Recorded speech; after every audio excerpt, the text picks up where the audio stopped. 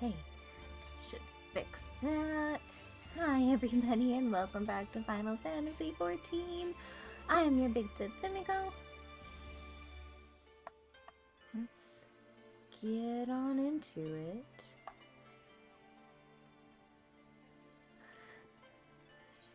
Before I forget, we're going to do the seasonal event.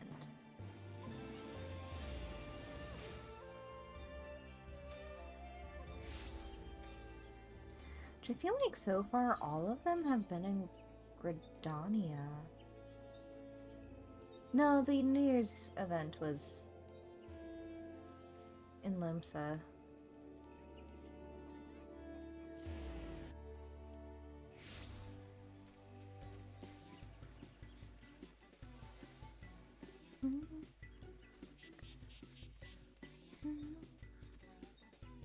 Alright.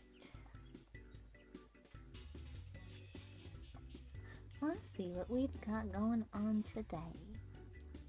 Argentine is upon us once more. I hope the season finds you an excellent battle. My name is Jahili Aliofo, and I lead this annual celebration. It's a pleasure to make your acquaintance. May I ask your name? I changed my hair again. I was unhappy with what it was. Well, Simiko, I hope this is the beginning of a firm friendship. While I have your attention, allow me to expound upon the nature of this year's festivities. Hatching Tide has its origins on the day before the 7th Umbral Calamity, when 12 sages of Nera past appeared before me in a startling vision. I have been visited by such dreams ever since, and this year was no exception. I saw great mass bags as vivid as those before you now, borne aloft unto the heavens. Making dreams manifest has never failed to lend wonder to Hatching Tide before, so needless to say, I intend to bring my latest vision to life. Speaking of which, the eggs I commissioned ought to have arrived any moment now. It's quite the hat. Ah, Jilly. I like Jilly. It's a disaster. The cart toppled over en route. Thankfully, the driver was unscathed, but I can't say the same for the eggs. Good heavens! I'm glad to hear the poor driver wasn't harmed, but without the eggs, how are we to breathe life into my dream? Don't worry, I'll simply fashion some more eggs myself. Though to create the quantity required will take time, and we're already facing at least a minor delay at this point. If only I could assign someone to help you. Alas, the other dreamers are busy enough as it is, and I must see to the scheduled alterations myself. But wait! Sumiko, perhaps you're willing to lend a hand? It's a pleasure to meet you, adventurer. I do hope you'll consider helping us get Hatching Tide back on track. Thank you. The first order of business will be procuring more of the necessary egg supplies from the merchant. Our supplier should be in the market. He's a burly fellow, so he won't be difficult to spot. We can only hope he has enough stock.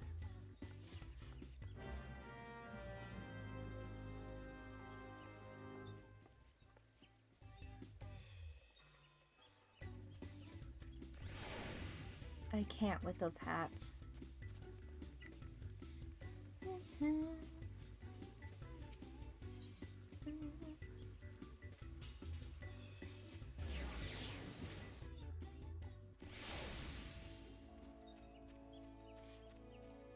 There's eggs everywhere.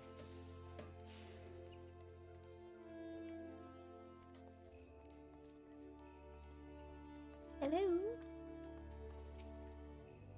Burly merchant.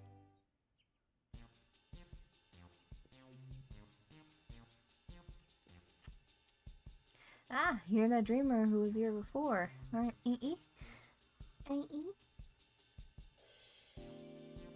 Right on mess to be sure. Afraid I'm all out of supplies you need, though.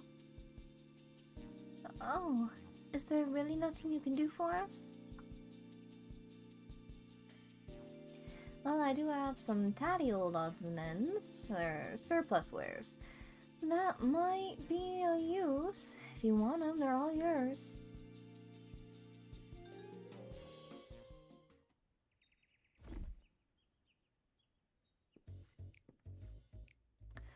Might not be exactly what you needed, but I'm sure you can cobble something together with these. The storage fees were eaten into me prof. I mean, I'd rather see him put to good use.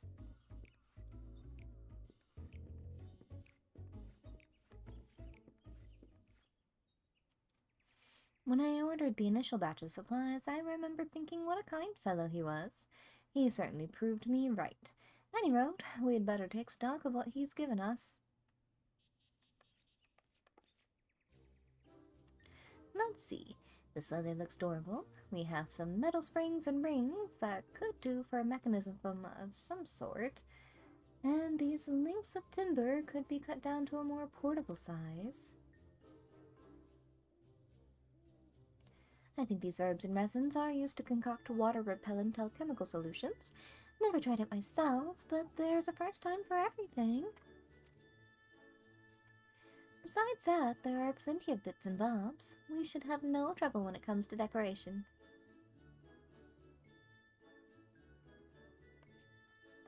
Unfortunately, we won't be able to recreate the eggs Jelly saw in her dream with these.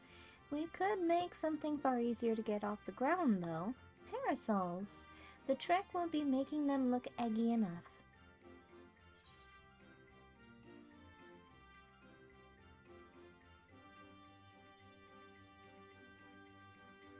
The shell makes the egg, as they say. Any rounded object looks like an egg from far enough away. It's science.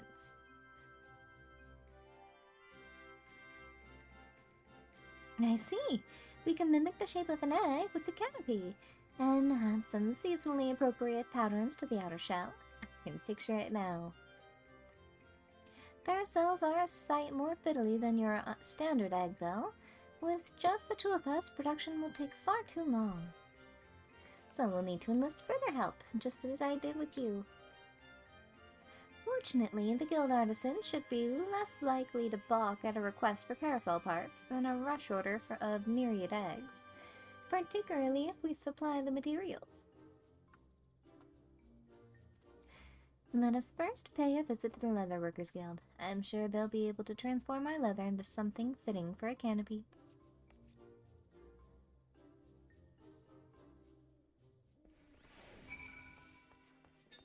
Canopy. Is that the part of an umbrella that goes over your head?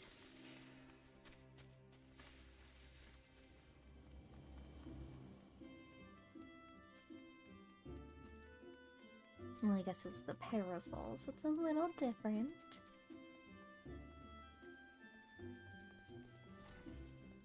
Hello? Ah, if it isn't Sumiko. You must be the adventurer assistant Nanoda spoke of. She was just informing me of your plight. Many of our apprentices are looking forward to the Hatching Tide celebrations.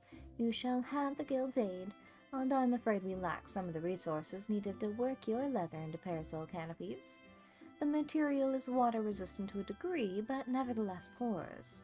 Untreated, it will degrade over time and begin to rot, but our stock of coating is perilously low at the moment.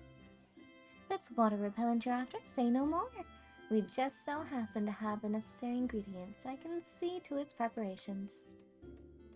In the meantime, would you take this timber over to the Carpenter's Guild and request that they craft the parasol frame? We can meet up at the Black Rabbit Trader's stall anon. Oy. Ooh.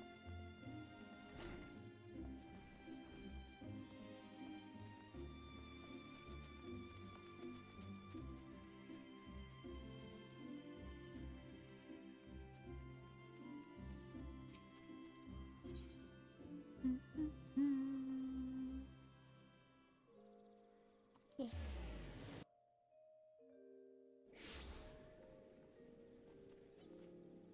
And go this way.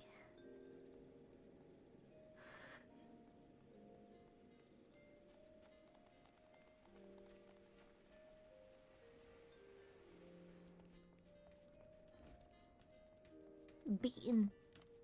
What you beaten? Why do you stand there like a frightened schoolchild? If you need something, speak. Would you make me a thing?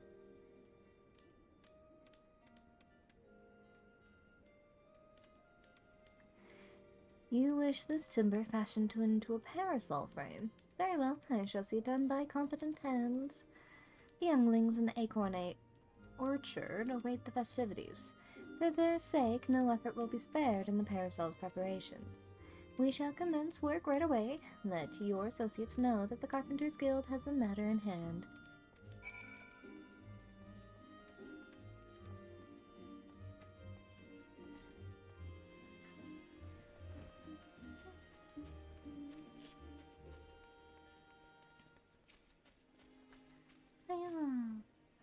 I trust everything went well at the Carpenters Guild. I've just placed an order for the alchemical solution and a few other things besides. The next step will be to piece all the parts together into a prototype parasol. Goodness. I'll bring the prototype over to Jilly once I've finished, so you can go ahead and wait with her. Goodbye.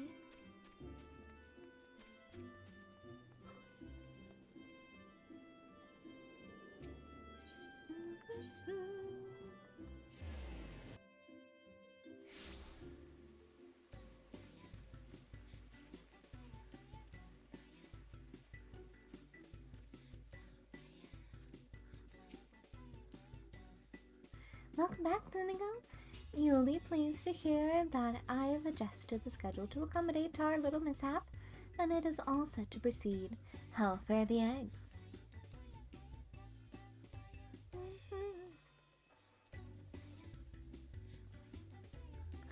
Substituting parasols for eggs? What a wonderful idea!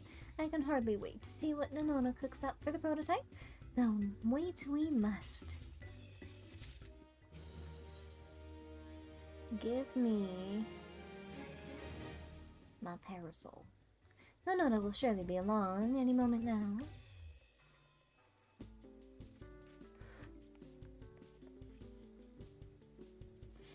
Sorry to keep you both waiting.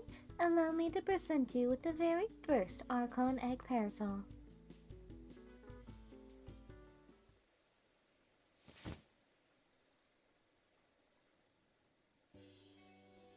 Very nice. Little chocobo on the top. What a fine example of ingenuity. It's magnificent. I'm so glad you approve. With your blessing, I'll begin producing more to distribute.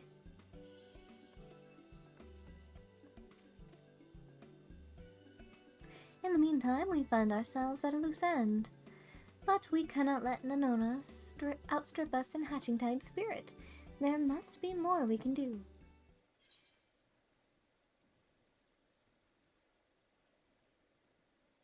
Let's show off the parasol to the townsfolk. Oh, but of course! We ought to promote our newest addition to the festivities. If we tell even a few Gridonians that these gorgeous accoutrements will be available to those who celebrate with us, word will spread of its own accord. With that in mind, I shall keep in mind unfurled and on display. You use your adventurous instincts to identify those most in need of egg-themed accessories. Egg-themed accessories.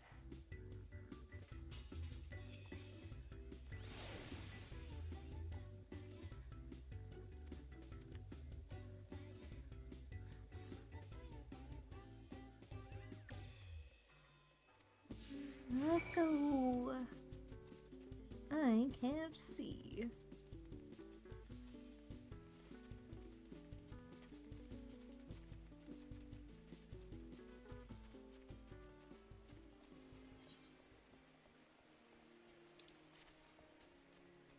Off to the markets, is it?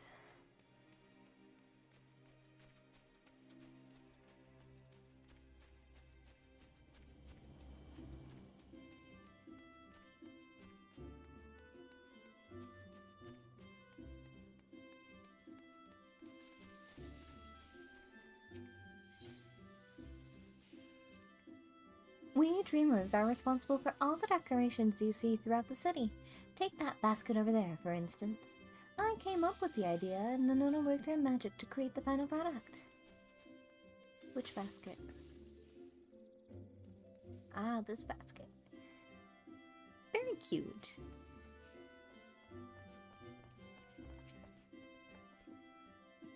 I say, madam, you must tell me where I might acquire a resplendent parasol, like unto your own. At our Hatching Tide event, of course. How about it? Will you join us at the amphitheater? I'd be delighted. As a true connoisseur of eggs, both decorative and edible, I attend annually in hopes of glimpsing ovoid perfection. Ugh. And this parasol surpasses my every imagining. Such elegance, such egginess.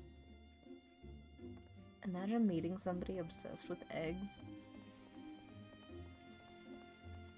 Wait. Why, that parasol is an absolute delight. It's not often you see that level of craftsmanship paired with such decorative flair. This might be the finest egg-inspired apparel I've ever seen. Might I ask who was responsible for this masterpiece? The Leather Workers Guild, the Carpenters Guild, Black Rabbit Traders, and our Dreamers all had their parts to play. And if you join us in celebrating Hatching Tide, you can receive one just like it. I should have known that the Guild's artisans were involved. If it means getting my hands on a parasol, I'd be more than happy to take part in the festivities. Woo woo, last one.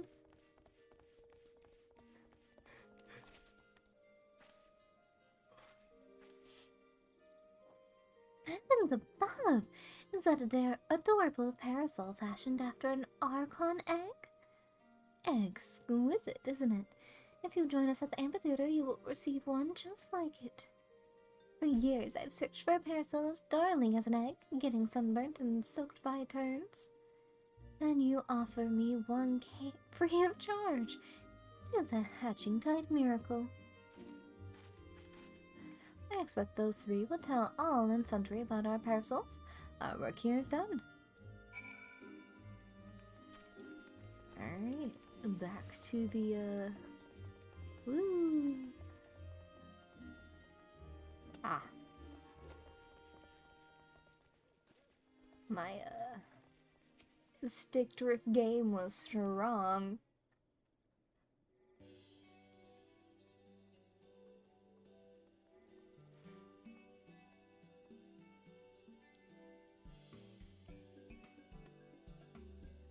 Got this. Well, that went rather swimmingly. You clearly have an eye for egg connoisseurs. I shall go and see how many attendees are gathered at the amphitheater. Feel free to join us when you have a moment.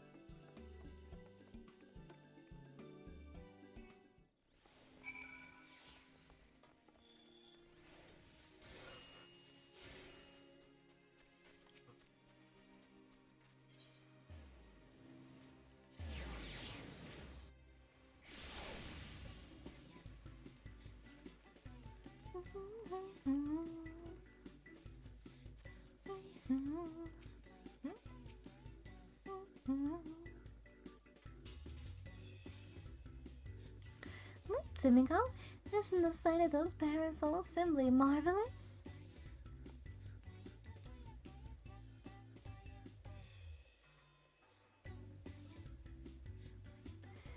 Eggs held aloft just as in my dream. Hooray! We did it, Jelly! We certainly did. Shall we officially declare this Hatching Tide a success? Hold that thought. You've yet to see half of it.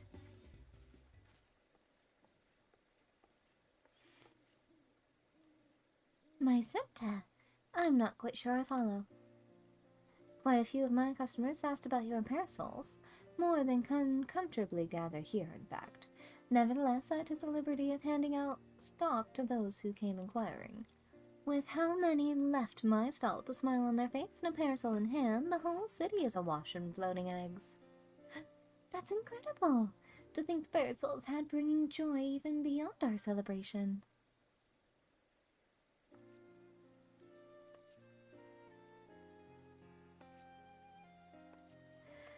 Chili, you're they're one and the same, aren't you? The celebration is spread across the city, borne by a great mass of floating eggs. You're right. I was intent on gathering people here, but the eggs in my dream were far too numerous to contain in one place. They were always meant to be seen far and wide. That our original plans met with misfortune was a blessing in disguise, for we've touched the hearts of more people than I dared to imagine. There's no doubt about it. This will go down as a hatching tide to remember. Black Rabbit Trader shall continue distributing parasols to those who ask. They may be free of charge, but they're drawing business in spades. Nanoda told me how to assemble them, and I can prepare as many as necessary.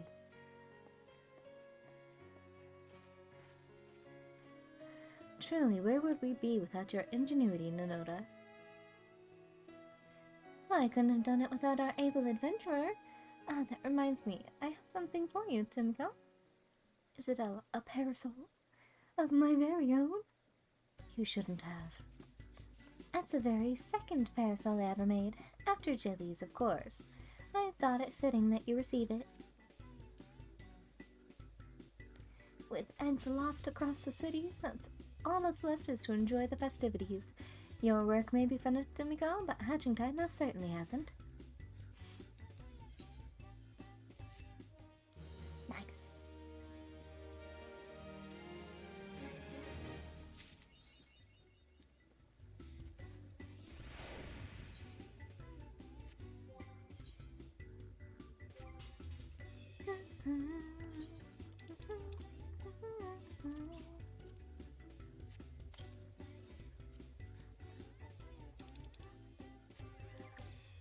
I remember what I needed to do before we move on with story stuff.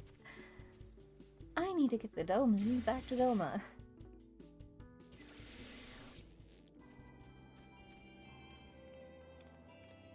Hello?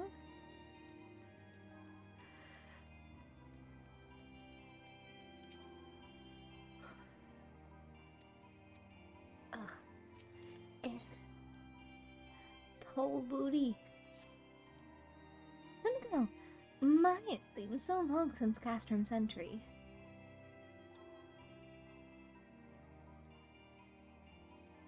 Don't you recognize me? No, I suppose you wouldn't remember everyone you rescue. And I looked quite different than when we met, dressed in my uniform. I am Resh Polali. It's been quite some time since, but I served with the Crystal Braves' 4th unit, until everything fell apart, that is. Everyone went their own ways. Some followed Captain Ilberd, others found new work altogether. I've kept busy guarding the frontier hands here. A little too busy, in fact. I can scarce find a moment to spend time with my family. The transition wasn't entirely easy. I was bedridden after Castrum Sentry, and by the time I was fit for duty, the Crystal Braves just weren't anymore. In a strange way, I've my injuries to thank for keeping me from the worst of it. Oh, speaking of that, you're close to the Domans, aren't you? Would you happen to know where Roka is? She aided in my recovery, and... well, it's quite embarrassing that I didn't notice until now, but... there's a great misunderstanding, you see. Her earrings were bundled up in my bags. I've been trying to return them, but those children are neither seen nor heard. I can't find her no matter how much I look. I'm sure the girl misses her earrings, but I simply don't have the time to track her down. What? Do you really have a spare moment to look for her in my stead? Thank you, Tsumiko. Thank you so much. There you are. I've heard the Doman children visit the House of Splendors, though never when I'm there for some reason. But speak with Rowena. Very little escapes her, even invisible children.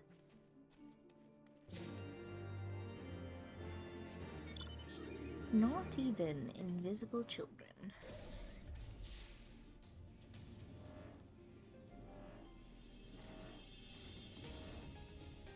Whoa!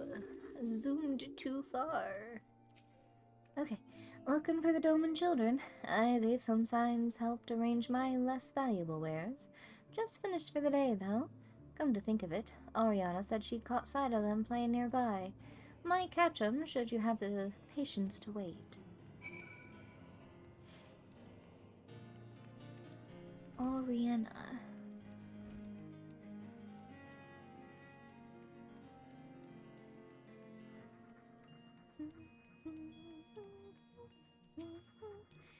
Let's wait to see some invisible children.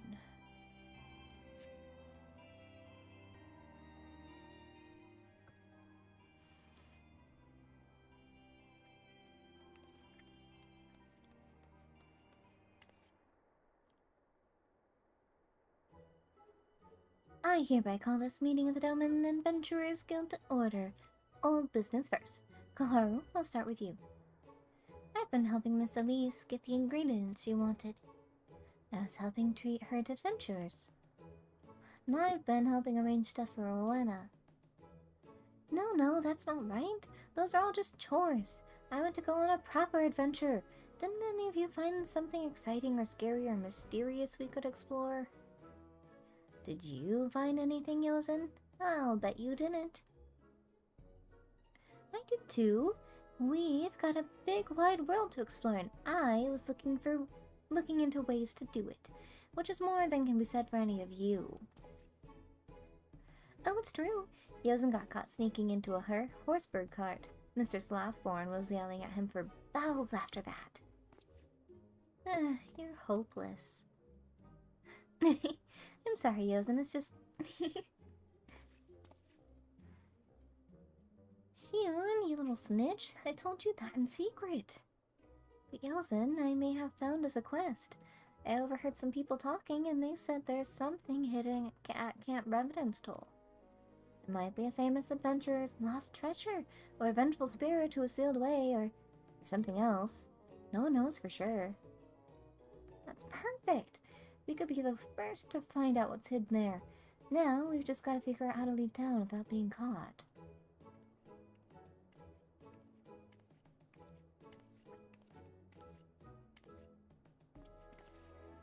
Mitsuko, what are you doing here?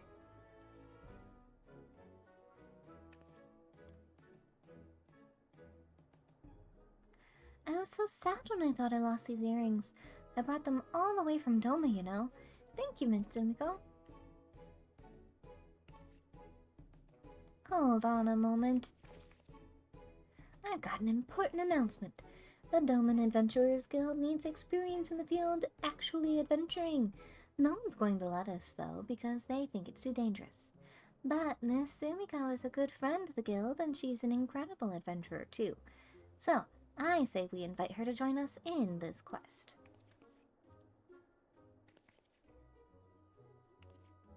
Oh, yes. I want to go on adventures with Miss Sumiko. Now I'll feel much safer if she comes along with us, Yozen. Not even asking for my opinion. Once Yozen's made up his mind, nothing can unmake it. Welcome to the guild, Miss Sumiko. Now come on, we've got to go find out what's hidden at Camp Revenant's Toll.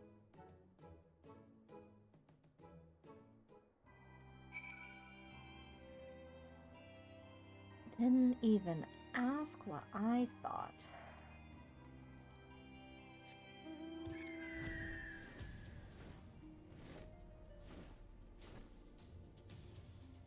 Swoosh.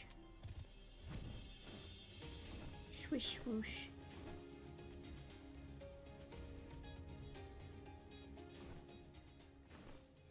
Here.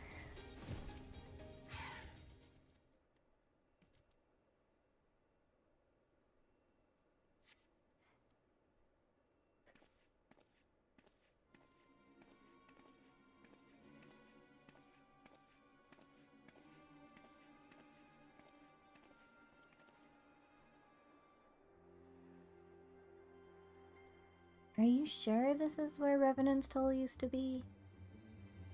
It doesn't look anything like a town. Not even a little. Where would we even start looking for hidden treasure? What do we do, Yozen? We won't know anything unless we poke around a bit, Spread out and see what you can find, and be careful of monsters.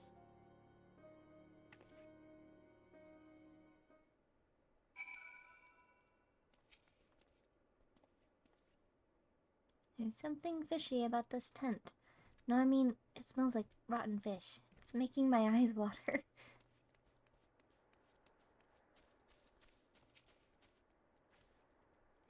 I wonder if a monster ate the treasure, but then, do we have to open a monster's belly to get it? Eek, that'd be one way to do it. Oh, no, there's nothing here. Oh, and don't open that jar. I already tried and I wish I hadn't. I would imagine a lot of the things here are just really, really smelly. Where's the last kiddo? That's 1, 2, 3.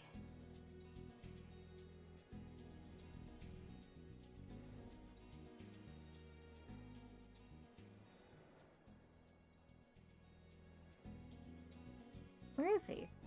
There he is. Hello? Hello? Phew. There's treasure down there. We're not getting to it.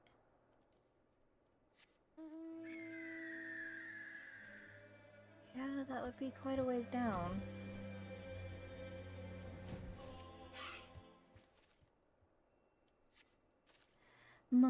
From amongst the refuse, you found a cloudy bottle of what appears to be wine. Kids aren't gonna want this, right? Nothing, nothing, and more nothing. Did you find anything? Old bottle of wine. Which is supposed to taste better the older it gets. Even Miss Simiko only found this junk. Treasure's not easy to come by, I guess. But this might not be junk, Yosen. Isn't really old wine valuable? That's right. With wine, the older the better. Miss Flihimine told me so. Mr. Slapborn knows a lot about wine, too. He spent bells and bells talking about it to some adventurer. Wow, Mr. Slapborn's much wiser than he looks, isn't he? Yosen, why don't we ask him about this bottle? Maybe we shouldn't. I think he'll just be angry that we have wine at all. Oh, but he wouldn't scold you, Mitsumiko. Could you ask him for us? Great. We'll go back to Revenant's Toll. Tell us what you found out.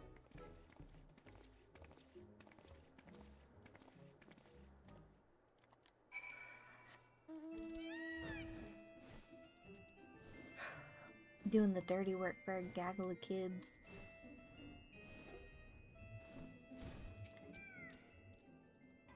What is it you need of me, friend? Tell me about this bottle of wine, sir. Wine? Much as I like to join you in a glass, I am on duty. Pray, where did you find so aged a bottle?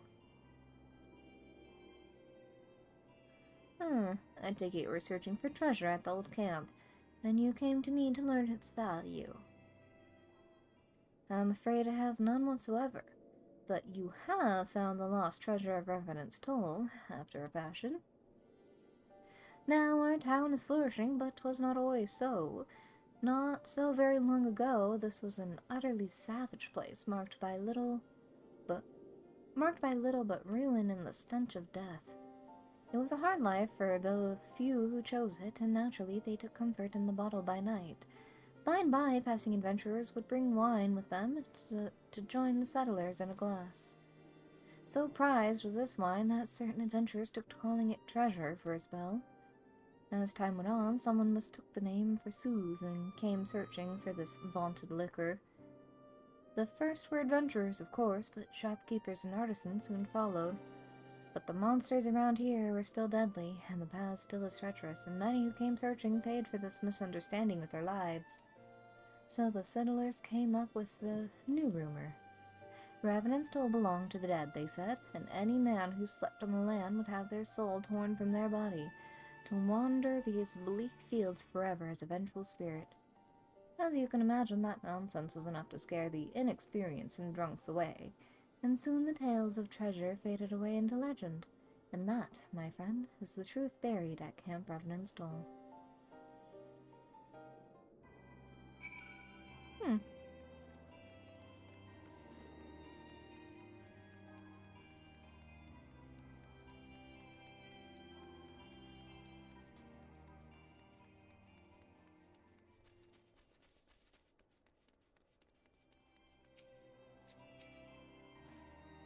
What did Mr. Softborn say about the wine?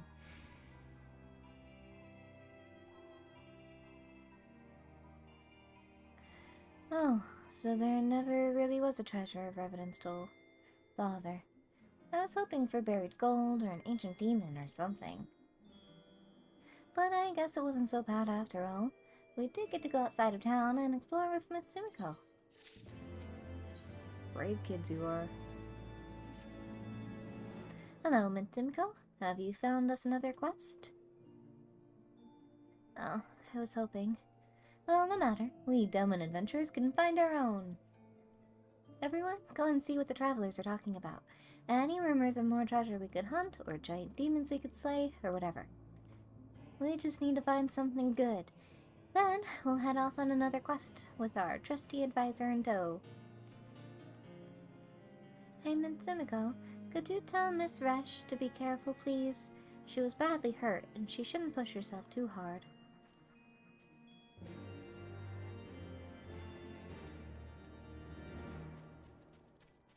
Ah, you're back.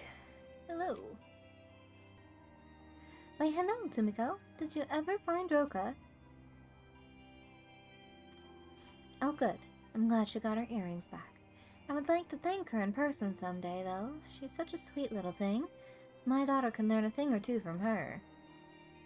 Oh, but have you heard the news? There's been a theft, and they think the children are behind it. The Adventurers Guild has even begun an official investigation. I'm not privy to the details, but I know the Dome and Yanglings are under suspicion. I can't imagine they would turn to crime, though. Wouldn't you agree? It's got to be a big misunderstanding. I've half a mind to speak to Slapborn on the children's behalf. If only my word carried any weight. Forgive me, but could you look into this? You have shown yourself a steadfast friend of the Domans. I trust that you will handle it nicely. And away you run.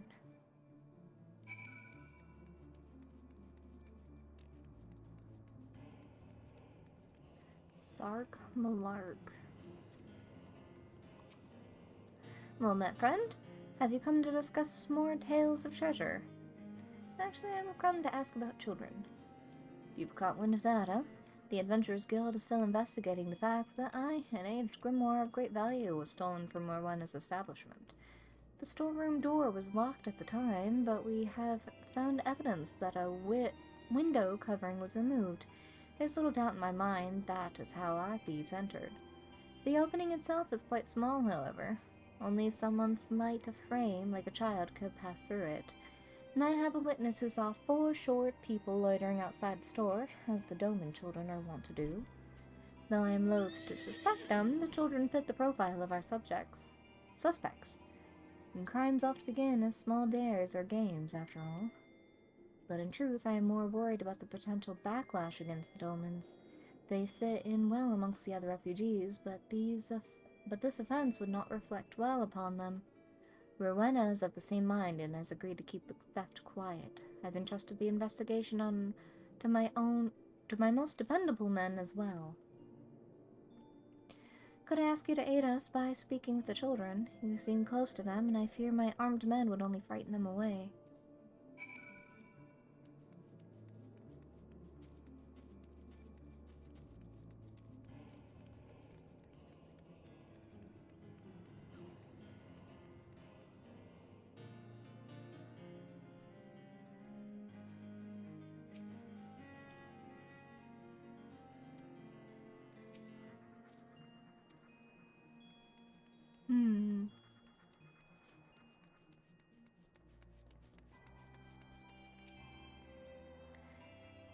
What are these people always looking at?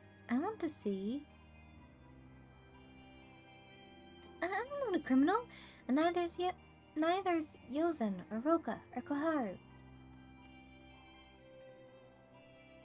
I can see clearly now, the rain is gone.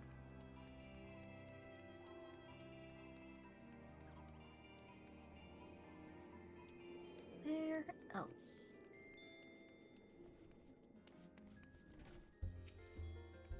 I thought I'd heard something interesting here, but I was wrong.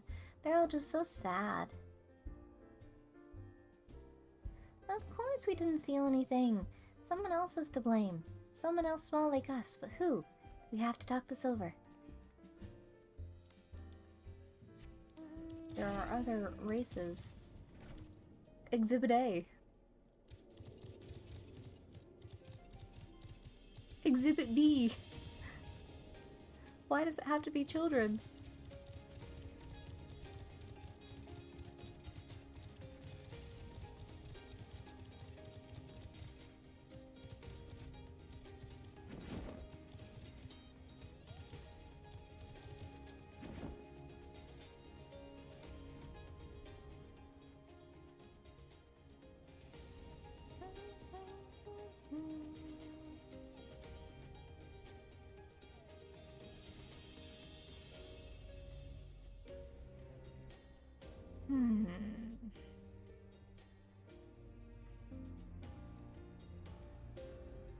Hey, buddy.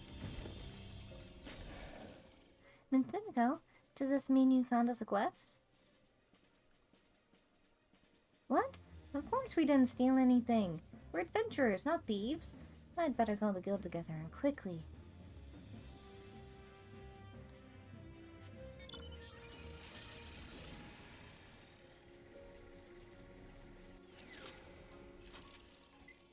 I just heard adventurers talking about a detective who can get to the bottom of any case. I want to meet him. We're suspects? This sounds like a case for Koharu, Inspectress Extraordinaire.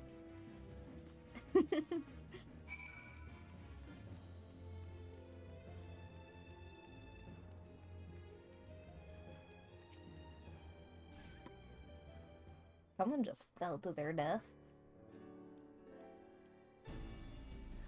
We're being accused of something we didn't do. Before this can go any further, we have to tell Mr. Slathborn. Well, we can't just say we're innocent, though. We have to clear our names by finding that grimoire and learning who took it. We may be young, but we can show everyone we're proper adventurers by protecting our friends and punishing the wicked.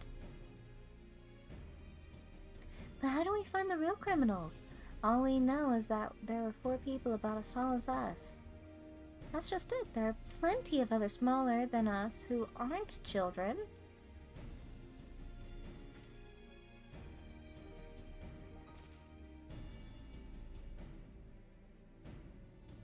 Lalafels. 4 of them. I may have seen them. See, I like to watch all the different people who come through here. And I've only seen one group of 4 Lalafels, and they just got here the other day. Yosin, you remember the cart Slathborn caught you trying to sneak into? They're the ones who own it. Ooh, I thought they were Lalafels. Now we can begin the real investigation by looking into them.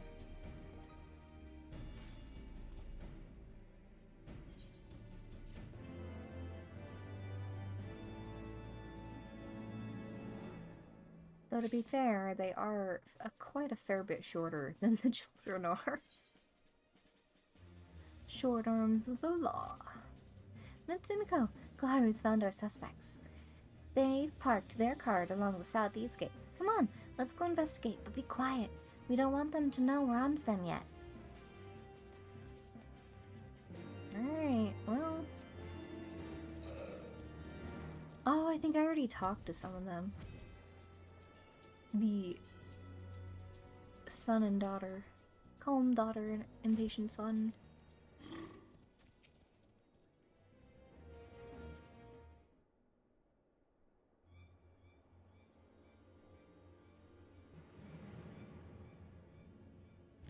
See? See? Those are our Lalafels, alright.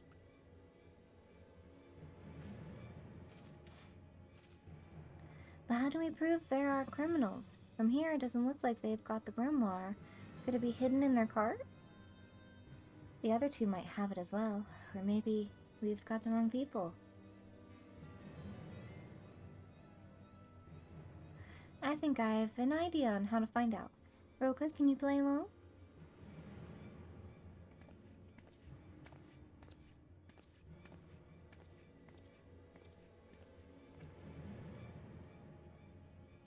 Have you heard about Rowena's store?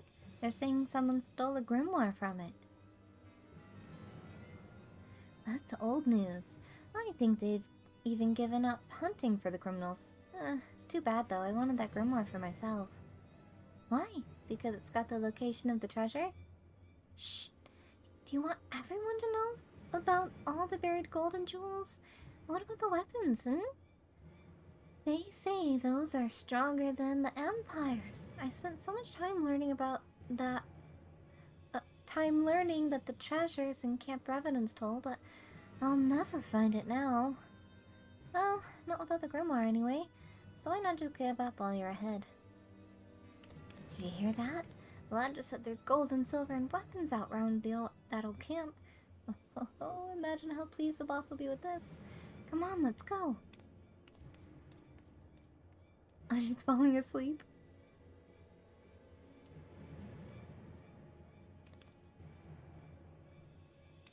I'm awake. Where'd you go? Move yourself, sister. Time's a-wasting.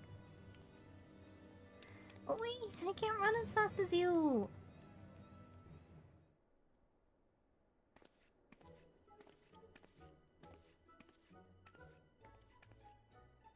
That was brilliant, Yozen.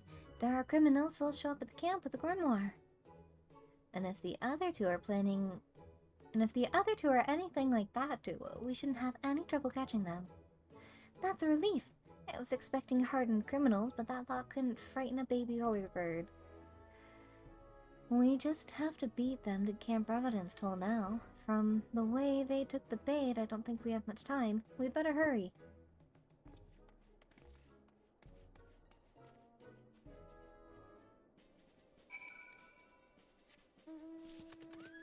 Ow!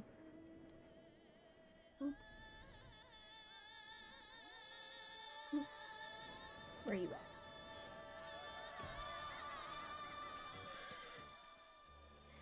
I hope they'll come quietly. If they don't, you'll have to take care of them, Tsumiko. Less of an advisor and more of a certified babysitter.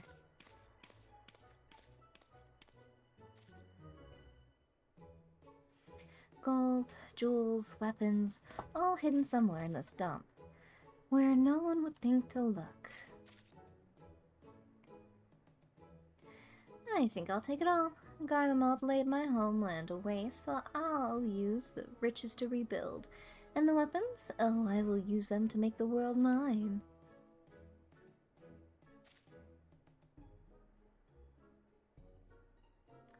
I just apparated. Of all the secrets of Eld I thought this grimoire held, the location of a lost treasure was not one.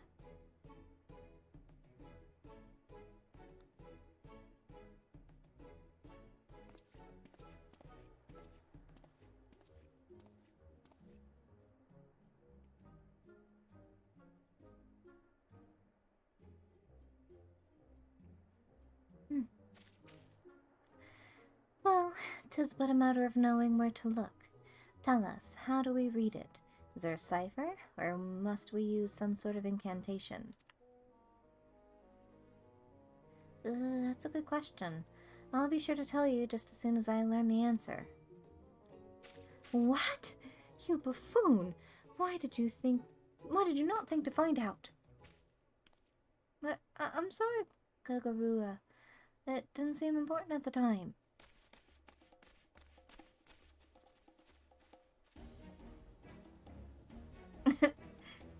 See them all crossing their arms. I had to do the thing. Why you? What are they doing? Go play elsewhere. Adults are working here, children. We're not children. We're the Delman Adventurers Guild.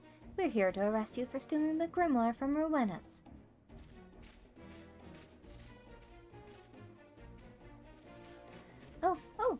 Gagaruga, those are the children who talked about the treasure. They'll know how to read the grimoire for sure.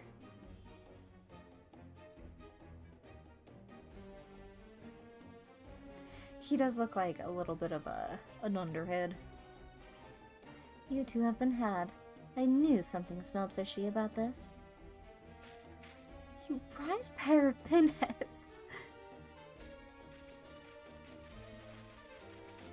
No one makes a fool of Gagaruga, you hear me? No one. We shall teach these younglings a painful lesson about meddling in the affairs of others' affairs, excuse me. Come, summon the thing. What the... Oh, that. It's not here. Why is that? You sent it away, Gagarua. You said it would draw too much attention to us.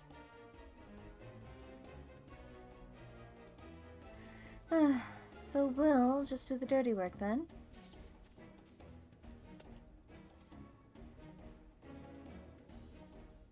Try me.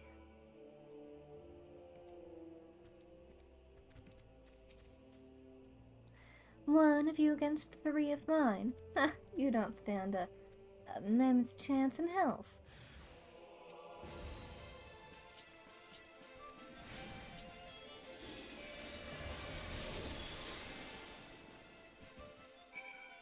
You were saying?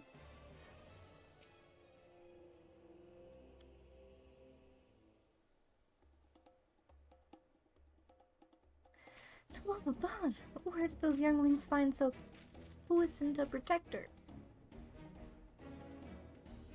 I've got a feeling I've seen her before. Wait, look everyone, come here.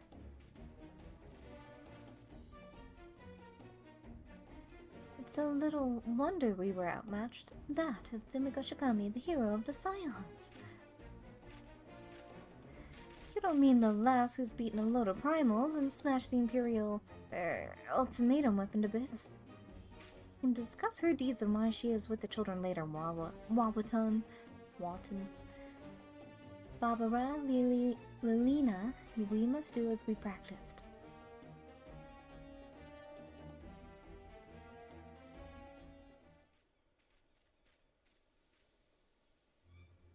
Ahem. Well met, Scion. Yes, we know full well who you are, but hear me. You won't be adding us to your list of fallen foes. Are you ready, my friends?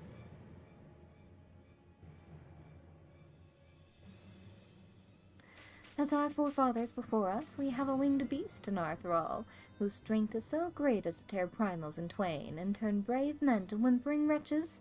Almighty Veilfor, we summon you with our prayers. Descend from the heavens and vanquish our foes.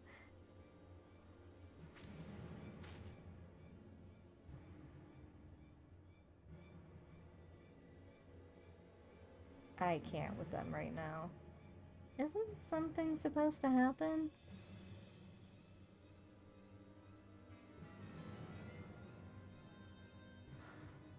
She's so cute. Such a shame.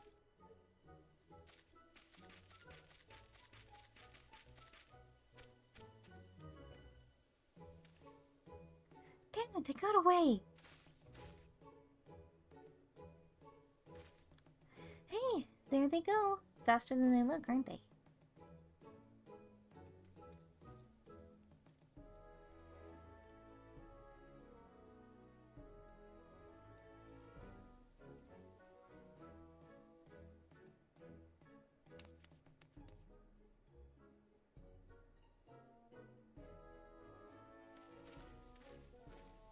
That was a queer bunch, make no mistake, but they forgot one thing, the grimoire.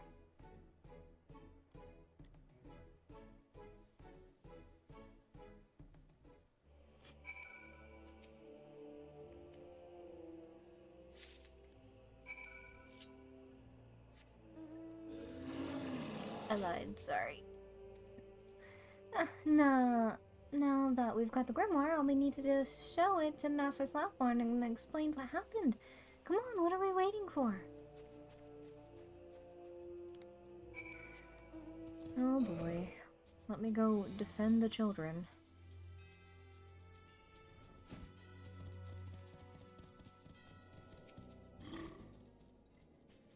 did the Doman children have to say for themselves?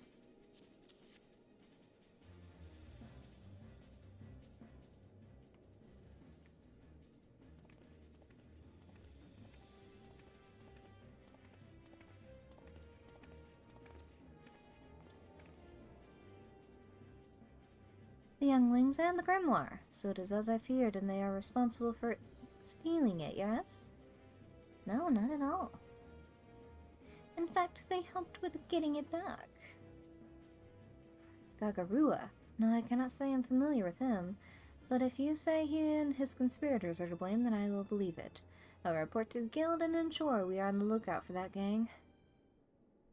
Well, you may consider yourselves exonerated. That you reclaimed a grimoire and your good name say much of your bravery, younglings. Mr. Slapborn, we're not younglings. We are the Doman Adventurers Guild. All the world will soon know our name, and one day we'll even be more famous than Myth Dimiko. It's a tall order, kids. More famous than Simiko, huh? Well, I look forward to seeing it. Well, as one adventurer to another, let me say well done. You outfitted yourselves with honor today, my friends.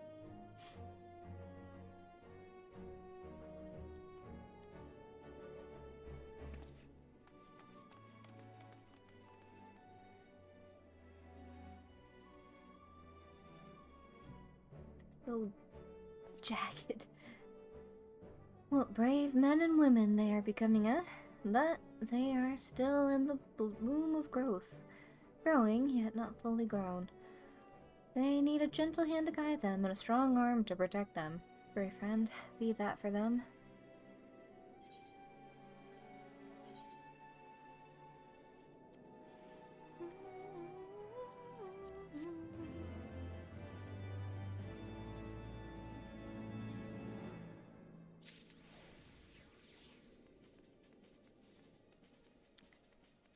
May I continue with this now, please? We should pay our respects to Slapborn while we and the others still have time to spare. Would you not agree? In that case, I ask that you go on ahead and wait for us with Slapborn. I will require a moment to gather the others, but I do not expect it will take long.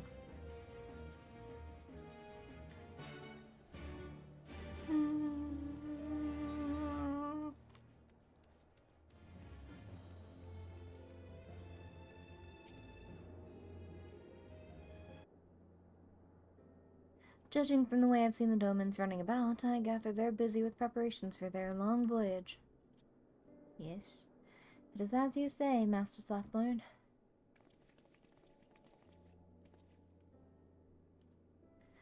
The day many of us thought would never come has arrived, and now we make ready to return to our homeland. Let me assure you, however, that we have no intention of abandoning our duties. My people have either completed their labors or ensured that others may easily do so in their stead. Earnest as ever. I'm grateful truly, but you needn't have gone to so much trouble. Revenant's Toll. Gods, when I think back to what this place once was, how it's changed and what it's become, I can't imagine it without you lot here. You made this place what it is, same as we did. None would dare say different. Tragedy drove you from your lands and delivered you to our shores, but from that tragedy came a new beginning, hope that we shared with every soul that passed through our gates. And that, my friends, is more precious than any riches. I pray you carry it with you to Doma, and that it grant you strength when you need of it. We will, Master Slapborn. I swear to you, we'll never forget this blessed place. You gave us the opportunity to work with the frontier hands to build Revenant's Toll. All the skills and experience we gained will be put to good use in rebuilding the Enclave. And then, when we have finished, I pray you will come and visit. Aye, we would be honored to receive you and any other man or woman or child of Revenant's Toll. Let this not be an ending, but another new beginning. The beginning of a lasting friendship between our two homes. That is my dream for the future of our peoples. As we build these walls stone by stone, May we build it together. Well said, well said.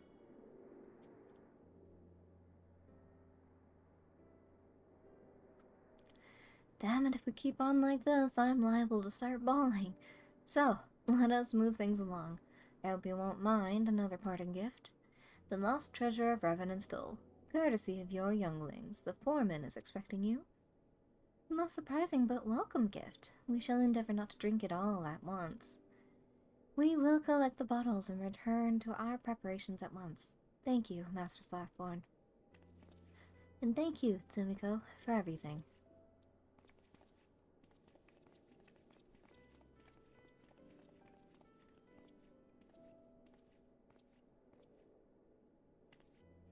Before you go, I have a favor to ask. Well, Flihamine, actually. She wants you to bring Yozen and his friends to her, up in Rowena's cafe. The wine's for the adults, you see. She's got something else for the children.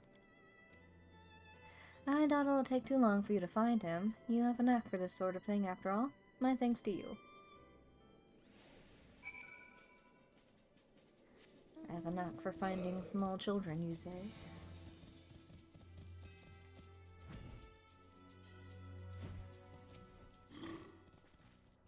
Oh, hey there, Mitsumiko. You're not here to say goodbye, are you? That's not fair. Why do they get to decide it's time to go back? I mean, I miss Doma too, but they should have asked us first. No? Miss Flihamine wants us to come to the cafe?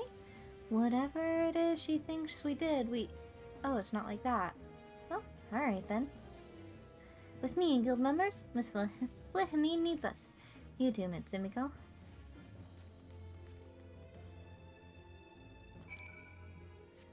Up.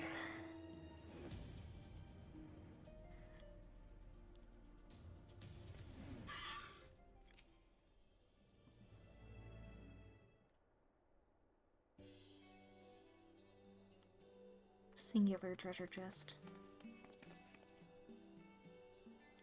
You came! I've been waiting for you all for so long.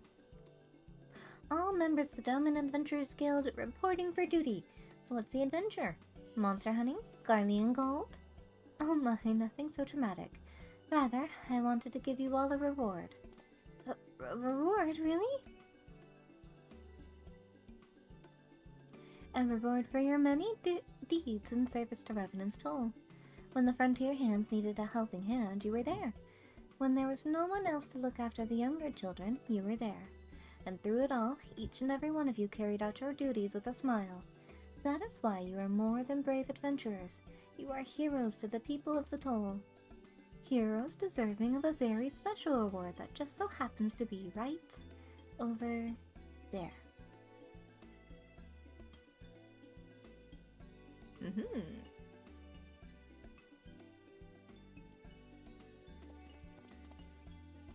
Treasure!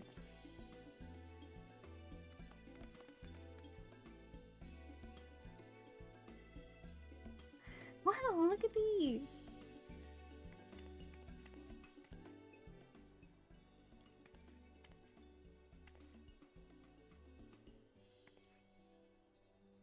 Look, Mitsumiko! She got us the matching hats! We'll make them the official uniform of the Dominant Adventurers Guild. They suit you, little ones. Wear them with pride. Mr. Boulder, Mr. Colden, I thought you were away on important Scion business. Recently returned, and it is a good thing we are. We heard of your impending journey and hoped to see you before you left. We are both very happy that you have finally returned to your homeland. They have great need of stalwart adventurers like you lot there. But I don't want to say goodbye. Then don't. There's no need to. You're adventurers, are you not? Adventurers never stay in one place, for it is not who we are. We walk paths all our own, never truly beholden to any one nation or creed. So don't say goodbye, 'cause we may, nay, we will meet again. You'll see, we'll become the most famous adventurers in Yancha, and then we'll return to Eorzea and become famous here too. Everyone may know the Scions of the Seventh Dawn and the Warrior of Light, but just you wait. Years from now, they'll be talking about the Doma and Adventurers Guild. I'm looking forward to it. Grow strong, grow famous. Lead the tales, little ones. We must be going, but thank you again for making the arrangements. Take care.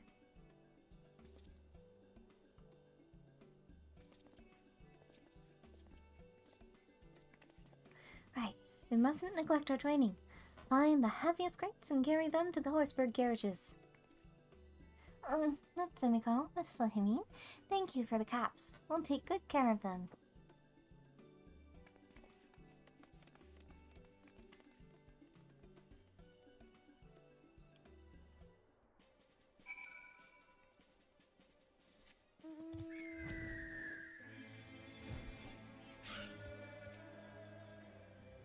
The children are delighted with their new hats. Miss Flahimin could not have chosen a better gift. Preparations are proceeding apace. Slapborn and the guild have finalized arrangements for the ships, so once we have finished here, we need only make our way south. How many times have I thanked you, I wonder? Not enough, that much I know. Thank you, Tsumiko, from the bottom of my heart. You are and ever shall be a true friend to Doma and her people.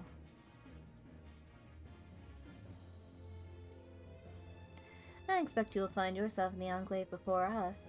If so, I pray you tell Kozakura that we shall join her soon. Good. Let's do so.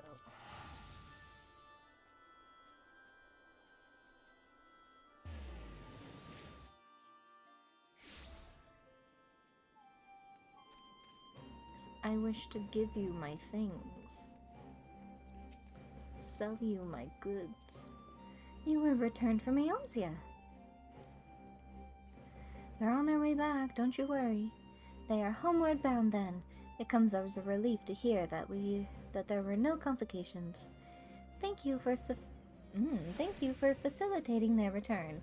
I shall inform Lord Hien at the first opportunity. We have a mountain of work ahead of us, but with their help I am confident we can see it through. And I hope I can count on your assistance in the future as well. Yes.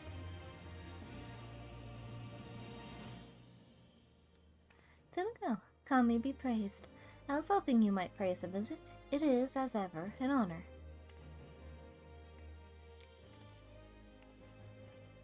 Once again, I must thank you for helping our brothers and sisters secure passage back home.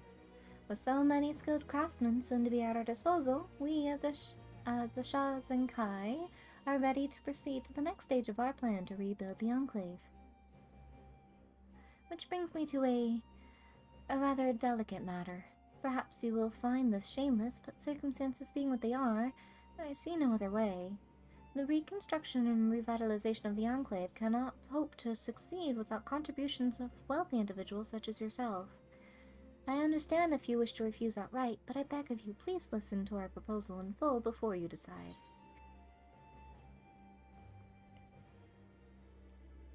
I should be glad to lend a hand.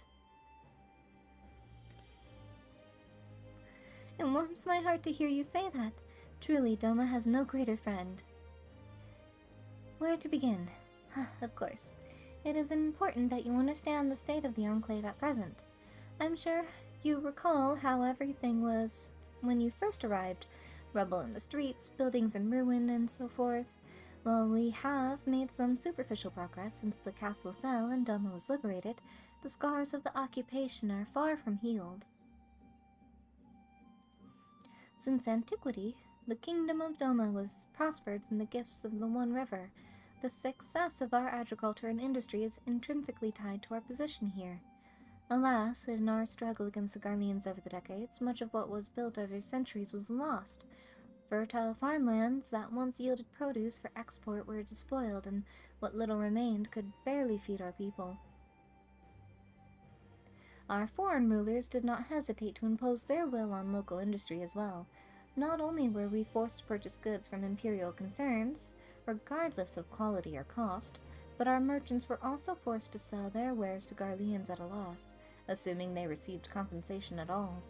While those dark days are behind us, many of our former trading partners are reluctant to engage us in trade agreements for fear of the Empire's wrath. And so, for the most part, we must continue to fend for ourselves and craft what tools and so forth we require, or so we would had we the facilities. Forgive me, it is not so dire as it may sound. Our problems may be many, but we are all wholly committed to the challenge before us. We are not unlike the Shazenzo, a hardy herb that can thrive in even the most inhospitable of conditions. I took inspiration from its strength and stubbornness when deciding upon a name for our organization, in fact. No matter the struggle, no matter the cost, the Shazenkai will do everything in its power to overcome every hurdle and rebuild this home of ours. Please excuse my sudden burst of passion. It was most unbecoming. Anyway, I have spoken of the general state of the Enclave. Let us discuss more specific concerns. Though having said that, it would be simpler if you were to see things with your own eyes. Please head to the worksite north of the Aetheryte and speak with Mitsuba. I shall join you shortly.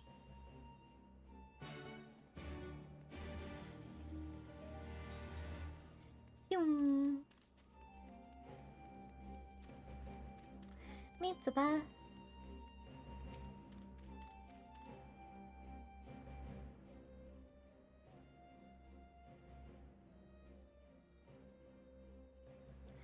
Well, you're Tsumiko Shigami, are you not? In need of a hot meal? Actually, she is here at my behest. I thought it would be best if a potential patron saw our efforts firsthand. If you would be so kind as to explain to her what you do. Foisting the burden onto me, are we? Very well, if you insist. Allow me to properly introduce myself. I'm Mitsuba. Once upon a time, I owned and operated the largest tavern in the Enclave. I had a hand in everything, from balancing the ledgers to stirring the cookpots. Owing to my experience, I've been asked to oversee the work here, in the 10,000 stalls.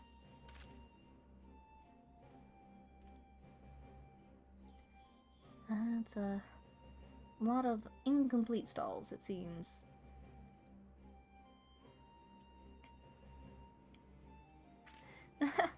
That was the same exact look I gave Kozukura when she showed me this place.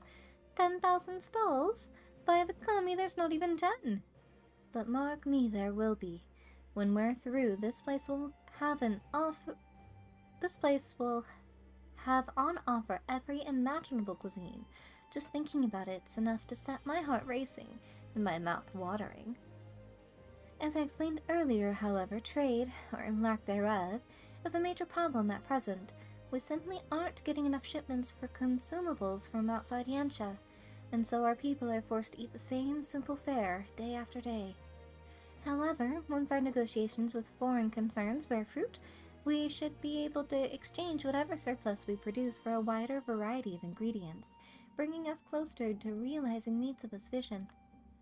This may seem like a silly goal to strive for, but by improving the quality of life for our people in a clear, understandable manner, we can motivate them to work harder and tackle more difficult tasks. Doma will not be rebuilt in a fortnight, and we need every victory, however small. We've a long, bloody road ahead of us, but we need to only take it one step at a time.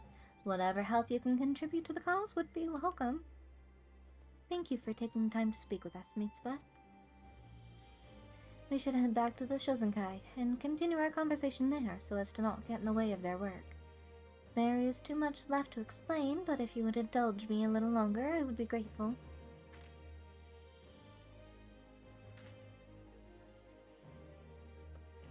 Goodbye!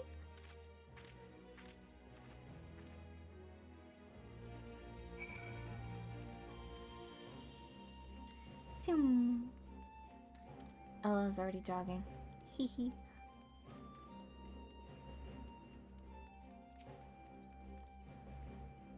The 10,000 stalls are but one example of what we hope to build here in the Enclave.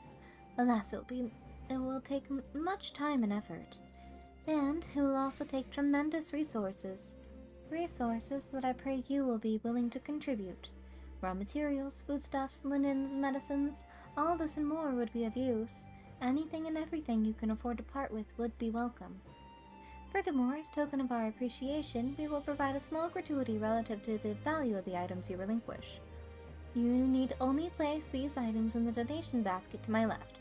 I will calculate the gratuity and pay you immediately. Excellent. I have things in my inventory that I do not want.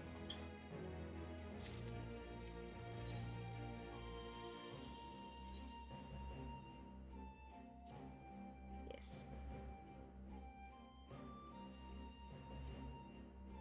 Donate. Yes.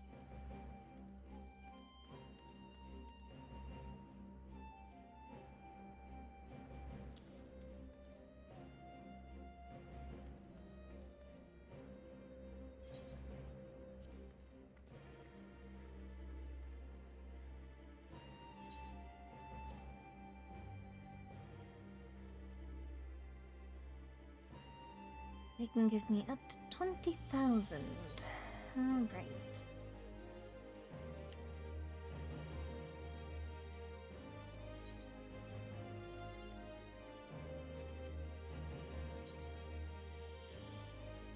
And keep that. You can have that.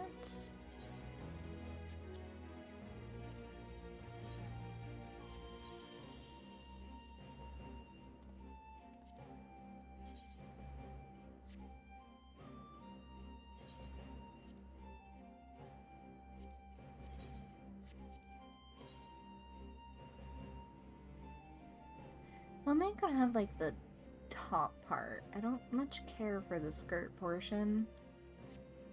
Eh. Don't eat.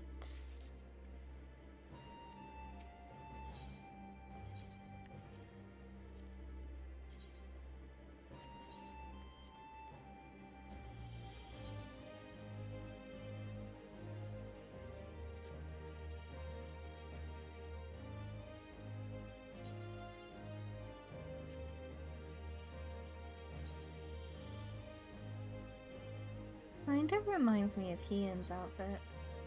A little bit. Just a wee bit.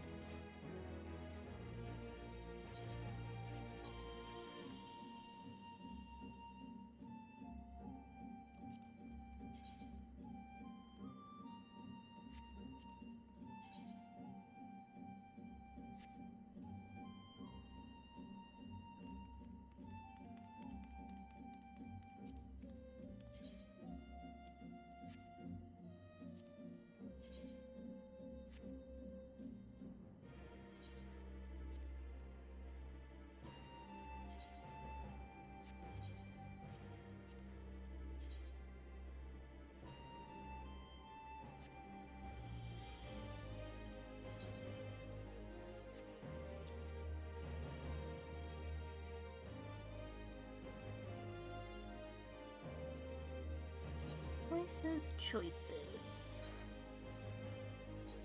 I can sell those and that.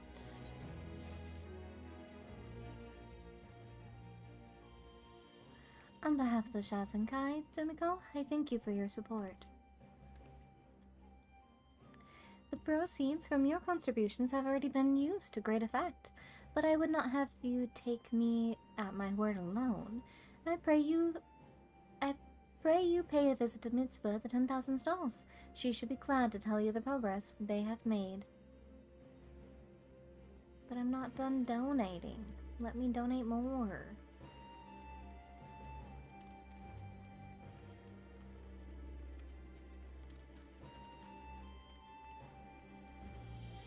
Look at you guys, you got some stalls in place.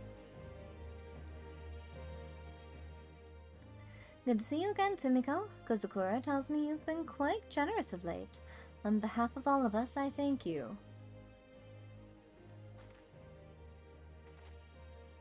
As you can see, we've got the frames up now. Just the bones of what's to come, but perhaps it's easier than before to imagine how the stalls over there will one day be a proper kitchen. Unfortunately, we've yet to address the poor supply issue. While it's true, we've no shortage of rice and a few varieties of vegetables, some river fish as well, there's little else of note. The land here's always been well suited to rice cultivation, and you can't blame the farmer for taking advantage of that, but a man can't live off of rice and nothing else. Hunting was more viable in the past, but these days you can't go more than halfway down the road to the next village without tripping over a shikigami or worse. Not much game to be found at any rate, unless you're keen to try cooking koja, and I'm not. Which leaves fish and whatever livestock we can raise on our own, which is not nearly enough to meet our needs. Brother, can you stand? Speak to me.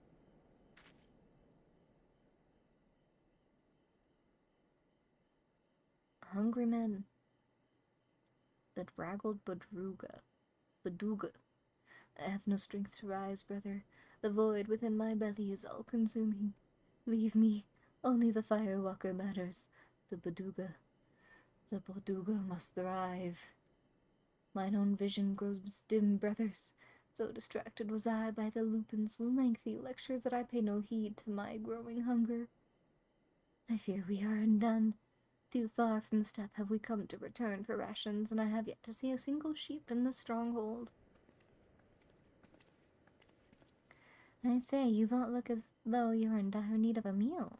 We've got rice balls to spare if you like. You would share with us your food.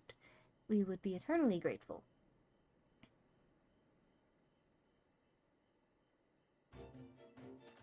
Delicious! Delicious! I have emerged from dark and delight, and my full belly now basks in the sun. But it's nighttime. In shape and color it reminds me of booze, though it lacks any sort of filling. Booze. The Zayla delicacy, I presume? A steamed dumpling or some such. They're a fair bit different, but you can use all sorts of things as fillings for rice balls. Miso-flavored meat is one of my personal favorites, in fact. Unfortunately, we're having trouble securing a steady supply of meat at the moment. Unconscionable. Without meat, your bodies will grow strong. Without meat, your bodies will not grow strong or robust. A Baduga who does not eat meat is no Baduga. The brothers of the steppe are rich in that which you lack, and will gladly trade meat for your produce. In gratitude for your kindness, let us make introductions on your behalf. Well, far be it from me to refuse. Wait until Shasenkai hears about this. Our tribe, the Baduga, will gladly give you all the meat that you desire, if you will give us the one you call hien. You're asking a bit much. That's putting it lightly. That said, from what I have heard, Lordian often speaks of his time with the moon quite fondly. But even if the way to a man's heart is through his stomach, I doubt he'd go with you for all the booze in the steppe.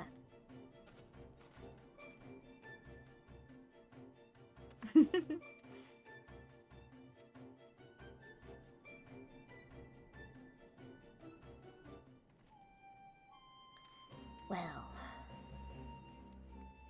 they thought they could win us over, sell out hien for some meat. I think not.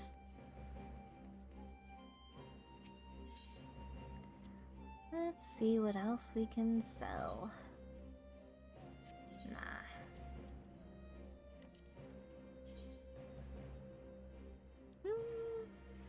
We'll keep those for now. And those. Not those.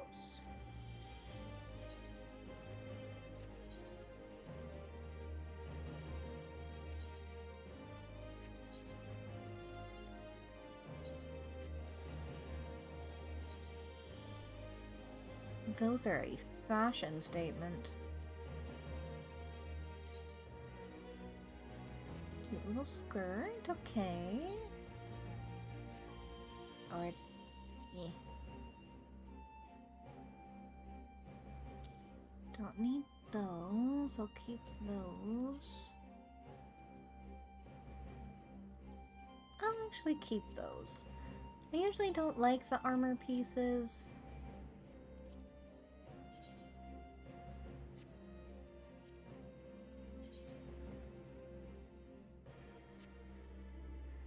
Keep those.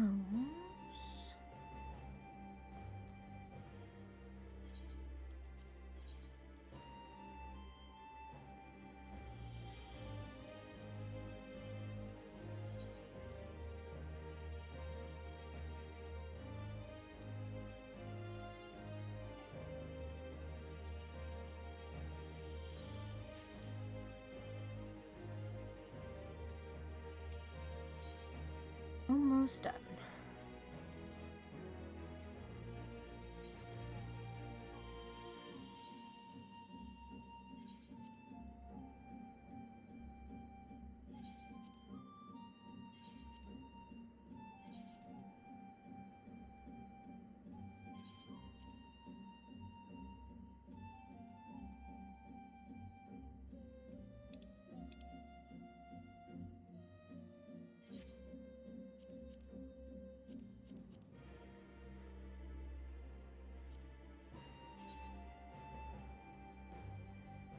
Woo! I'll keep that. For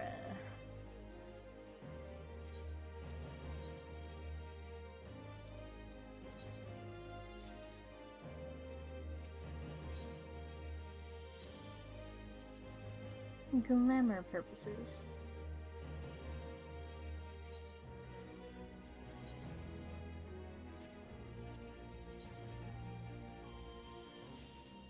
That's fine. Like another cutscene?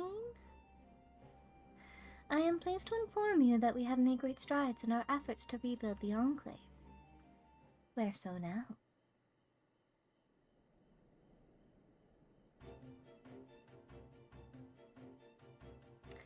Oh good.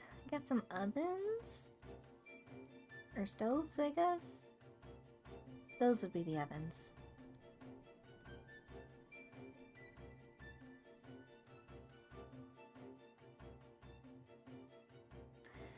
Owing to your many contributions, the 10,000 stalls have seen further development.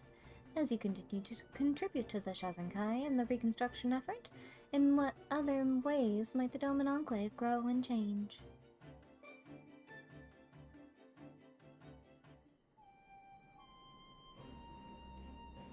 Good.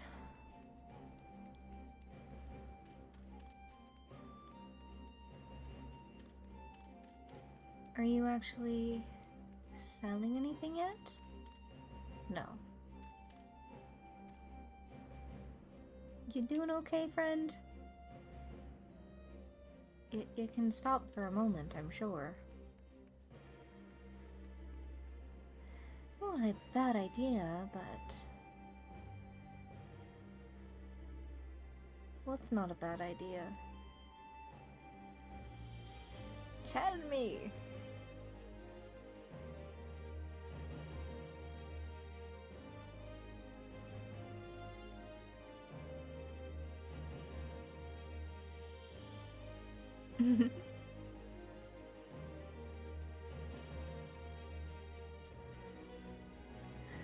Alright. So this has been unlocked. I've gotten my quota. Let's fix this. Ah, much better.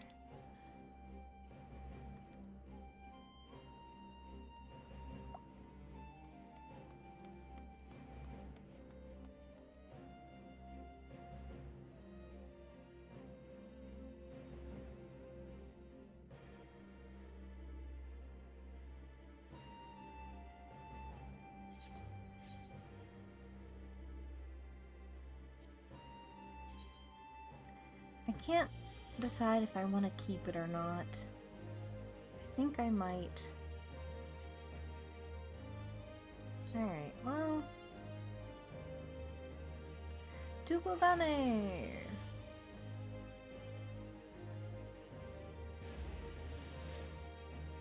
And reset is in 2 days.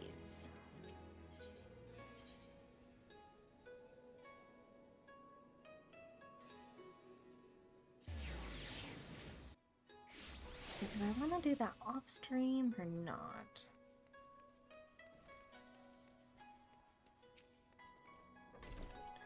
Greetings, honored madam. Will you be entering the Ruby Bazaar offices?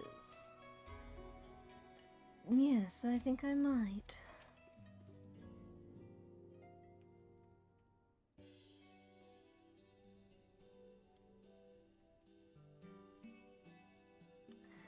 My, it seems you're all in quite the predicament.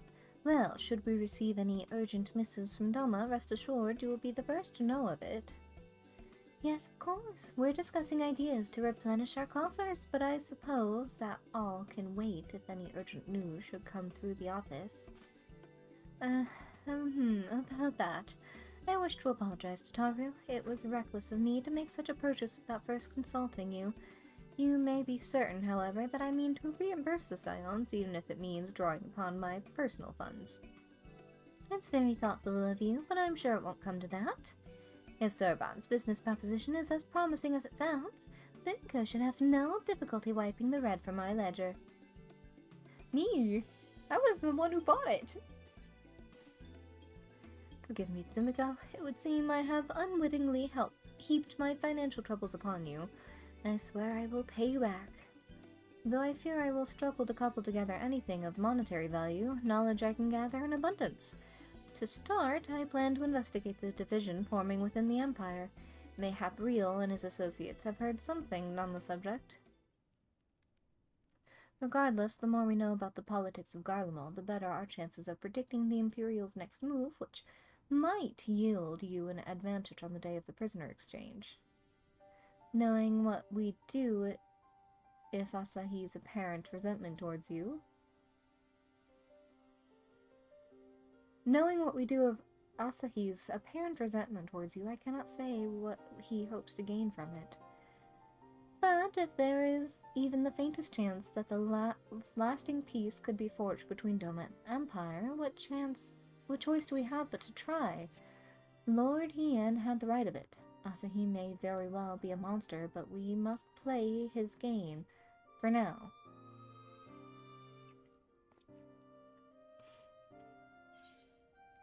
For now.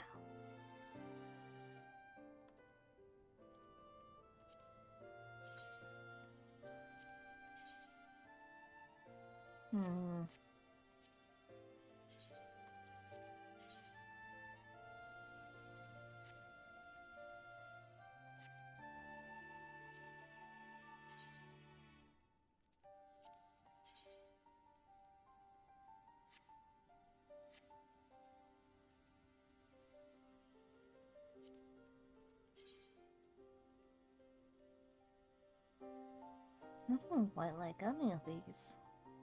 No.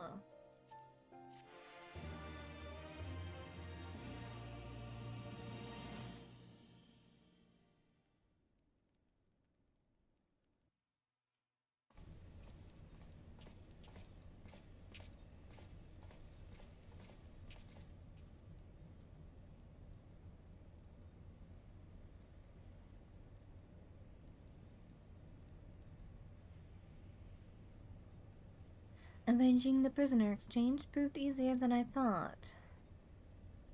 Yes, my lord will be most pleased. Everything is going according to plan.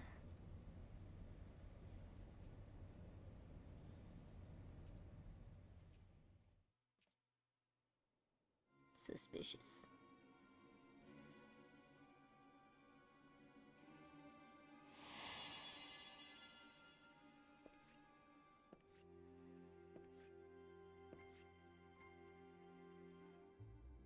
Can you truly remember nothing? Nothing at all? Were we friends? Yes! We were good friends, you and I. In fact, I've brought you a gift.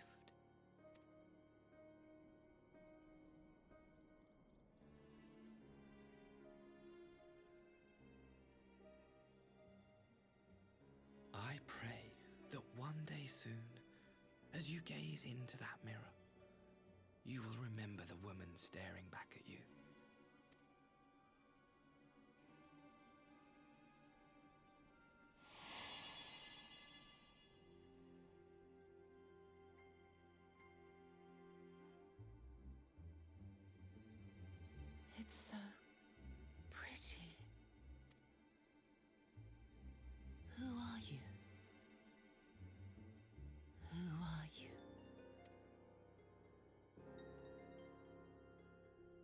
Never cared to know up until then.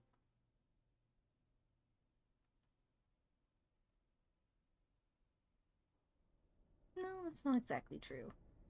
She kept asking, but nobody would tell her.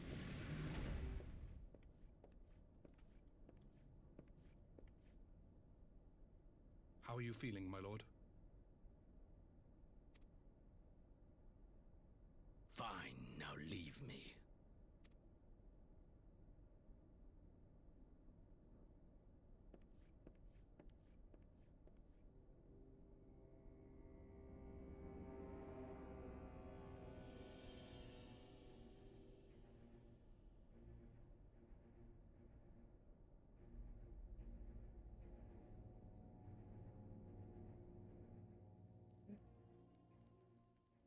First, it's never that easy.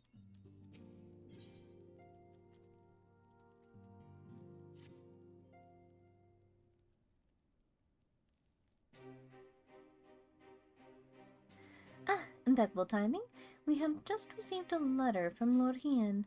He writes that the Domans are coordinating their efforts with the Blue Kojin to maintain a constant watch over the Red. By staying on the outlook for any signs of crystal hoarding and the like, they mean to nip any summoning attempts in the bud, thereby satisfying the conditions of peace set down by the ambassador. For the Garleon's part, the Populares have sent word that the vessel bearing Domin conscripts is soon to arrive in Yansha. It would seem that the prisoner exchange is to proceed as planned. Lord Hien requests your presence, and I share his view that you should be on hand at this crucial juncture. Critical junctures. I can read. According to the letter, Yatsuyu's memory has yet to return, so it looks like she'll be living out the rest of her days in Doma, assuming the ambassador means to honor the agreement, of course. Before we get to that, however, I think it would be wise to assess her condition one last time. If the Domans have missed any change in her mental states, however slight, it would be better if Asahi weren't the one to spot it. Agreed. Let us make straightaways for the Enclave, then. Lord Hien will be waiting. I trust you will cope in our absence, Tataru. Don't you worry about me. I'll be just fine. Just be sure to come back safely.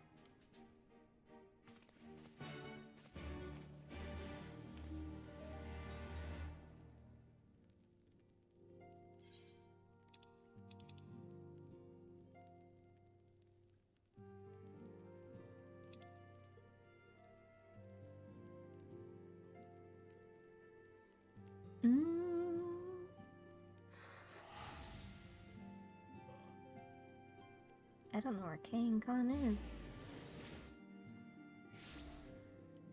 Kian-Khan, excuse me.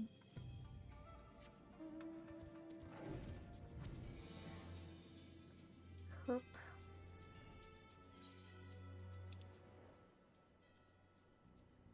Ah. I wasn't entirely wrong.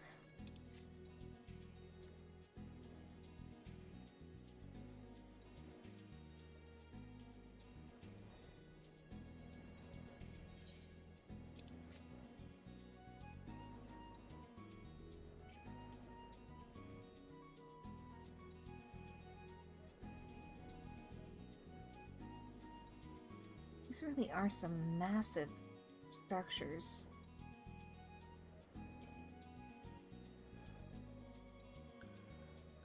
Oop.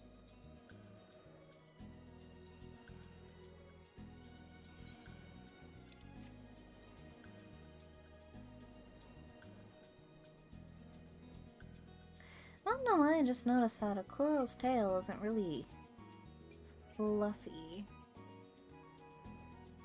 More scaly.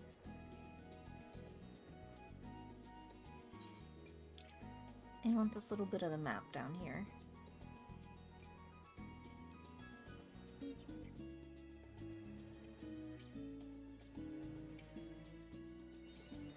There we go.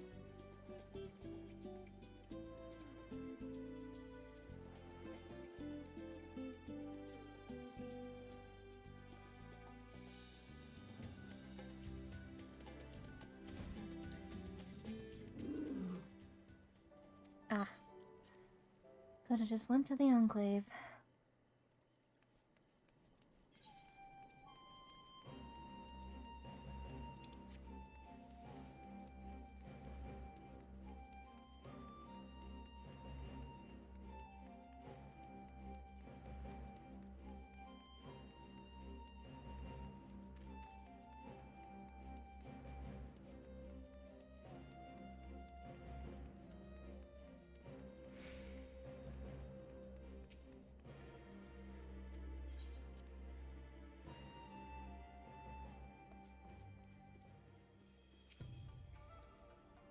Ah, I see my letter reached you across the Ruby Sea. Thank you for coming so swiftly. Though I wrote at some length on the subject of the forthcoming exchange, there was one other matter I neglected to mention. It concerns Kosetsu. As you may have observed, he returned from his ordeal rather worse for wear, and despite his best efforts to conceal his condition, or perhaps because of them, he recently collapsed. The gods, is he alright? Confined to bed and grumbling without cease, but he has shown signs of recovery. He made me promise not to tell you, lest you worry unduly, which was all very well when you weren't here. Now that you are here, however, I think it high time that he received some visitors. Might you spare him a moment? Yatsuyu has scarce left his side, and I imagine you are curious to see what has become of her as well. We will visit him at once. Sumiko, Alize, shall we?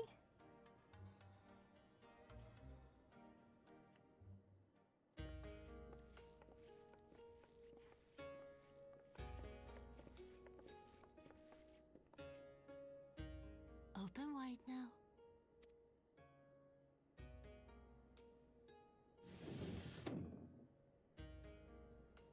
Pleased to you.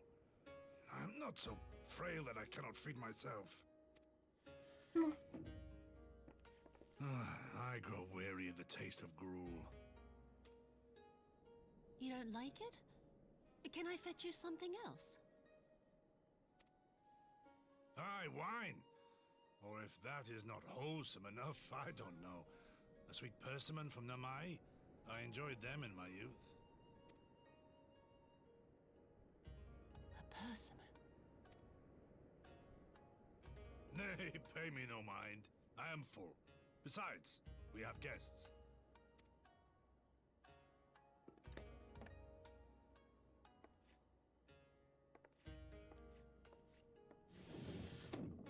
I hope we are not interrupting your meal. We had heard you were confined to bed and thought you might welcome some visitors. Confined to... a gross exaggeration. A trifle drained from my exertions, perhaps, but with a little rest, I shall be fighting fit again in no time.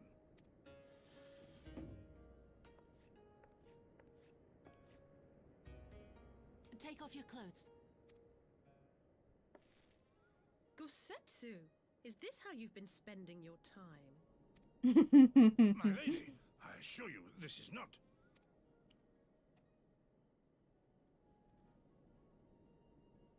Off with them. We need to wash you. You stink.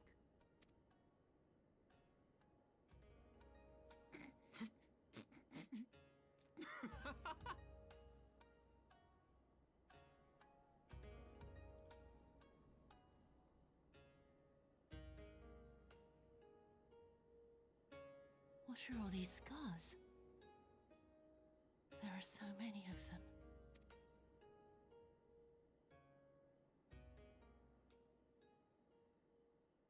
A life of battle will leave its mark upon a man.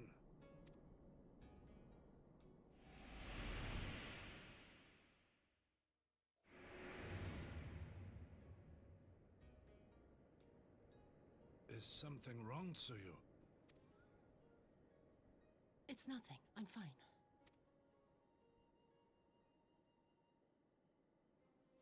But leave me be, woman! I will not be fussed over like some newborn babe.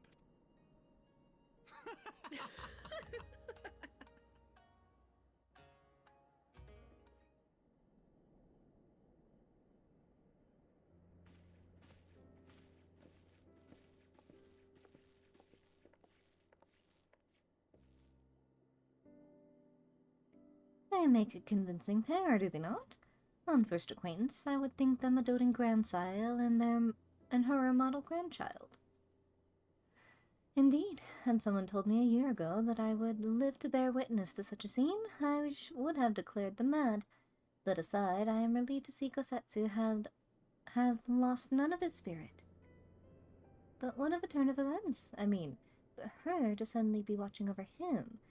You couldn't make it up. Though I suppose Kosetsu is an old man, with the way he charges through life, it can't be easy to forget. Aye, he has resisted decrepitude with the same defiance he showed the enemies of Doma. But no matter how adamant his will, no man can carry on forever. He has pushed himself beyond the limits of endurance too many times. Even if his health returns, the fact remains. He will never again be the warrior he once was. He has given his all for Legion land, and we will ask no more. One of his nurse, if Yosetsu is feigning that. Yatsu. If Yatsu is feigning that, well, she certainly has me fooled. This is no pretense. Yukari, out of all of us, I would think you had the hardest to convince, so what makes you so sure? I've been spying on Yatsu from the shadows, waiting for the misstep that would betray her charade if for what it was. But her mask has never slipped, not once. She has remained in character from the first. One evening, I watched as she sat in her chambers, unguarded and alone. She had taken the dishes from the cupboard and was pretending to prepare dinner right there on the tatami, a child's game. Even the wary shinobi would not go to such lengths. I can but conclude that her mind is truly broken. Well, that's good enough for me. With everyone else, I would hazard. Aye, the matter is settled. Yatsu has become Tsuyu and began a new life here in Doma. Before that can happen, however, we will need to present her to the ambassador one last time to prove that her memory is truly gone. But I would not risk berating her in front of our returning conscripts. Her presence at the exchange would only stir up mutinous thoughts. Understandably, she as good as fastened the chains around their necks. Aye, which is why I mean to conclude this business with Tsuyu first, out of the sight of my countrymen. Will you help me? We are at your service. There is no higher purpose than the pursuit of peace. My thanks. The Garleans are on their way, and we must prepare to welcome the ambassador. We will meet you at the docks with Tsuyu.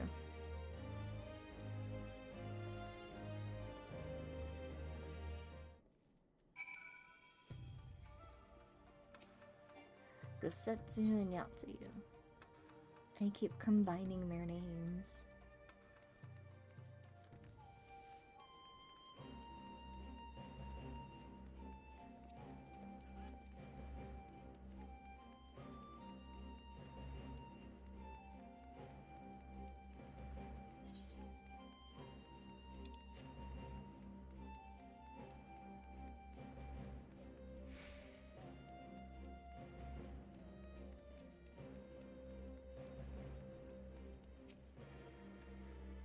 Shall we wait here, then? Lord Ian should not take long.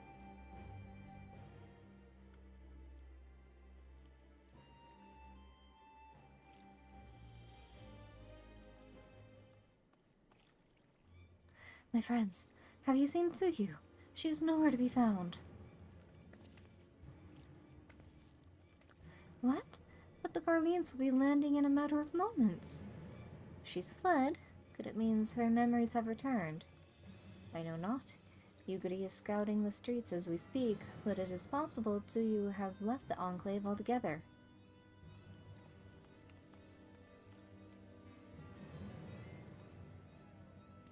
Captain, a word. Did you perchance carry a fair-skinned woman across the river? A fair-skinned woman, my lord? I do not know. I think... Yes, my lord, now that you mention it, there was a lady among the passengers whom I do not recall having seen before. Her face was hidden by the brim of her hat, but I remember taking her hand to help her into the boat. White as new-fallen snow it was. Was she someone important, my lord? Have I done something wrong? Wrong? No. No, I was merely hoping to catch our guest before she departed. Be at ease, Captain.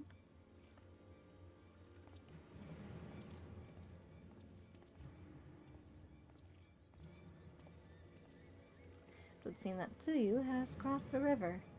Kami, help me. No good can come of this.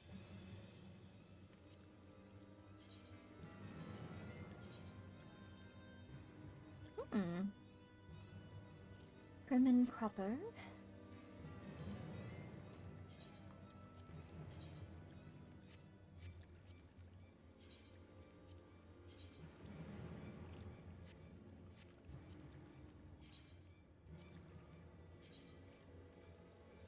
Don't mind me trying on outfits while the music is so tense.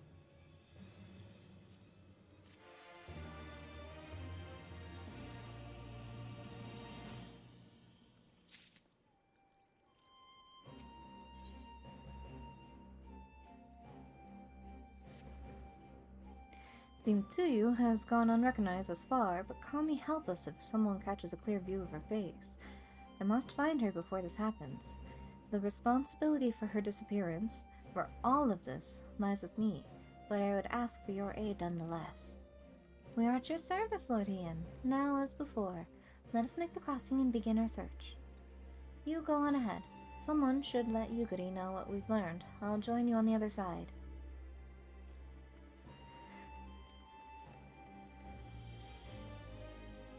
We have no way of knowing where Tsuyu is headed, so we had best divide our forces. I will take Kasakari and its surrounds. Alfna, if you would take the road to the castrum Fulminus. Sumiko, forgive me, but I would ask you to interrogate the residents of Yuzuga Manor. One of the Namazu may well have seen our quarry. If everyone is in agreement, let us board the skiff and hope the Kami smile upon our efforts.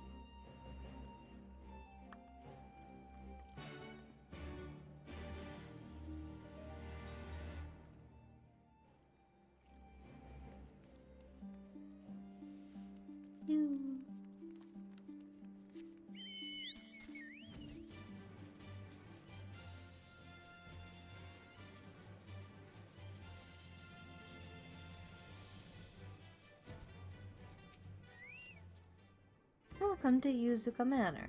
Yes, yes, if there is anything you care to know, you need only a pale-skinned woman.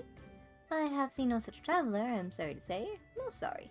Scaly-kin Namazu, on the other hand, we have in abundance.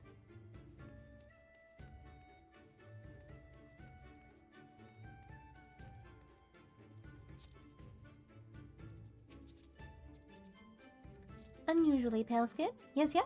I saw this woman on the way back from my fishing trip. She had just crossed the shallows east of here and was headed in a northeasternly direction. For the most part, her steps did not seem certain. If you hurry, you might still catch her. Northeasterly.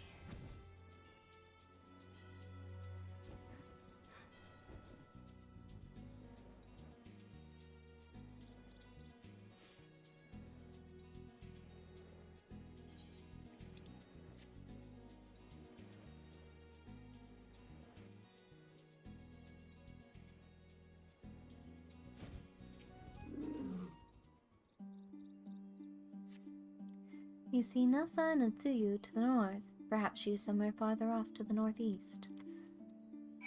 Let's see.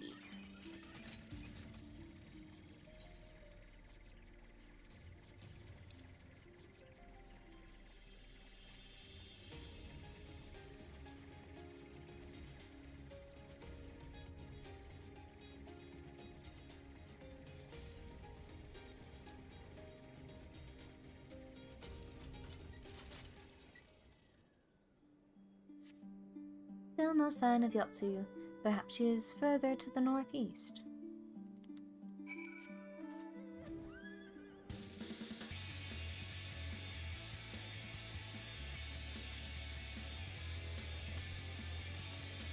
She's going to the village. He wanted a persimmon.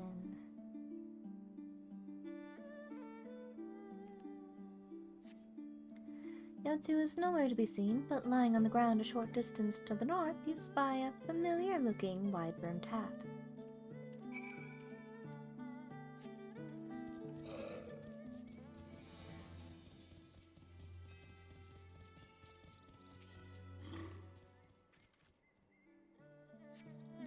A cursory glance is all that is required to confirm your suspicions. It is the same hat Yotsuyu was wearing when you found her in Sakazuki.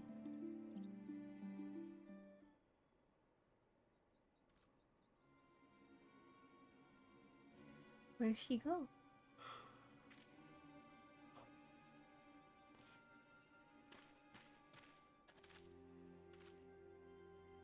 Simiko, before you ask, our search of Kusakari and its surroundings had yielded exactly naught, save this chance reunion with you, I suppose. Mistress Alize has gone to assist her brother in the castrum. It was she who informed me of the situation. I joined Lord Heian here shortly thereafter. How did you fare at Yuzuka Manor? Any sign of our missing guest?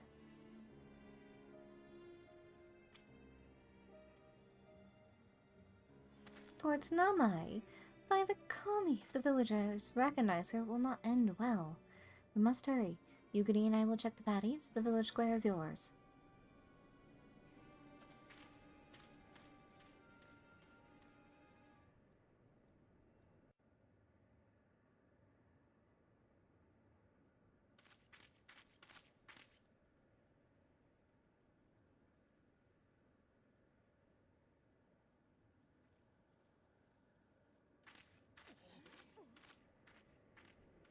Greetings. Might I have one of your... Wait! Please! I only wanted a persimmon.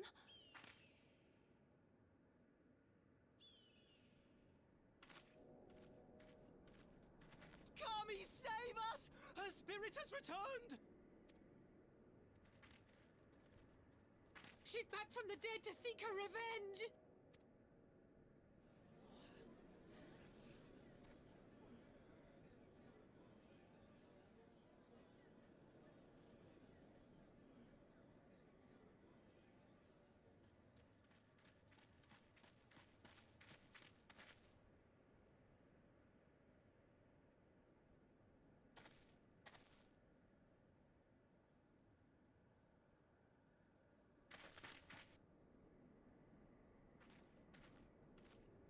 It can't be. She couldn't have survived.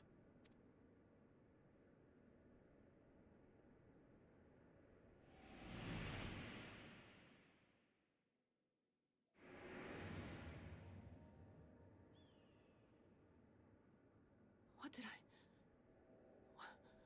did I do?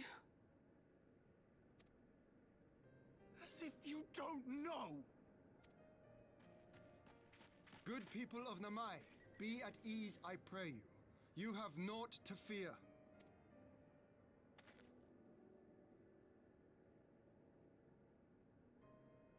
My lord, forgive me, but what is that monster doing here? They told us she was dead. I too was surprised to learn of her survival. More even than you, I would hazard. 'Twas I who cut her down, I who left her to her fate. But it would seem the kami had other plans. By some miracle, both she and Gosetsu were spared when the keep collapsed, though Yotsugu's preservation came at the cost of her memory. You're saying she's forgotten? Forgotten everything she's done? Lies! Lies, my lord! She would say anything to escape punishment! What does it matter? We have not forgotten her crimes, and we demand justice! I beg of you, Lord Heian, draw your blade and rid us of this canker! Eesh. What I saw then, it's all true.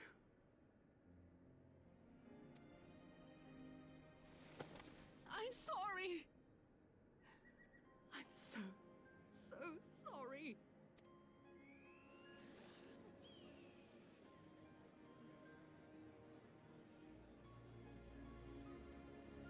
You're sorry? And what? We're supposed to forgive you!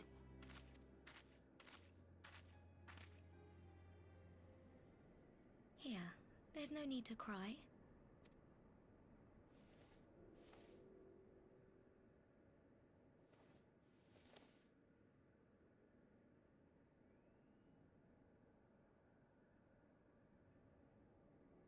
Can't you see how scared she is?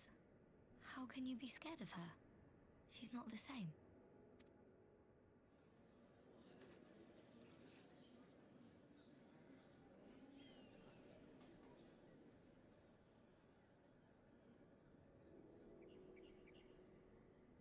Until such time as her memories return, this woman shall be known as Tsuyu and treated as a citizen of Doma. I will, however, see that she is watched at all times. Rest assured that there will be no more unannounced visits to the village. As your lord, I ask that you leave her fate in my hands and suffer her to live, for now.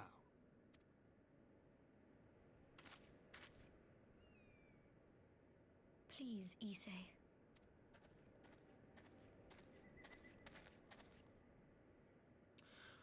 All right.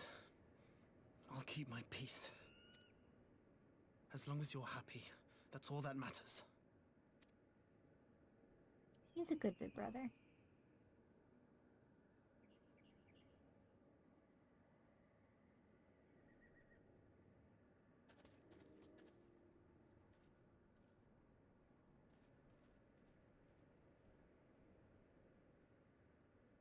And the two voices that yelled the loudest were the ones that didn't walk away.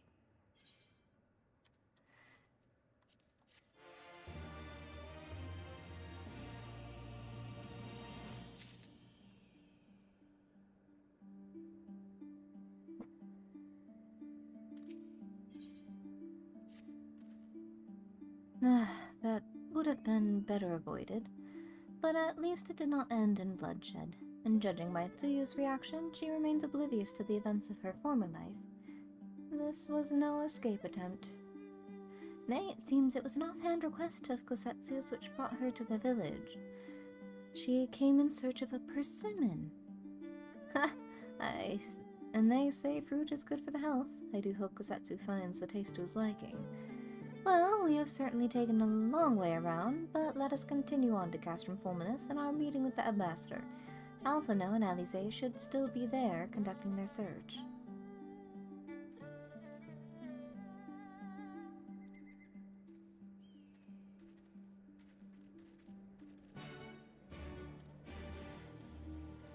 What have you to say? I'm not scared of her. Not anymore. Aw, he really is the best brother. Eh.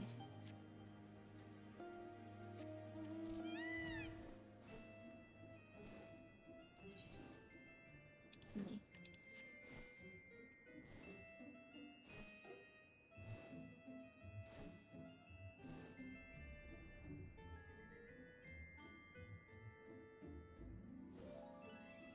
I'd be very proud to have a brother like that.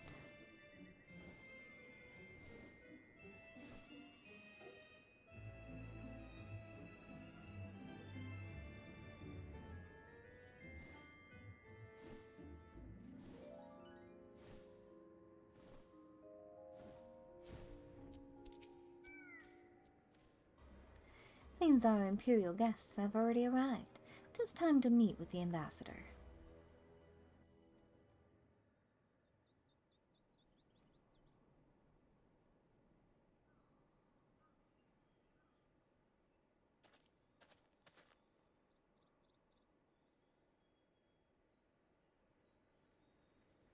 Are they all dead?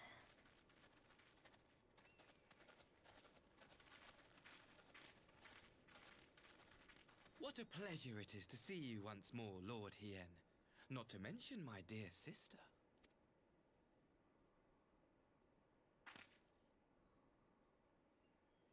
A pleasure to see you too, Ambassador. Forgive us our late arrival.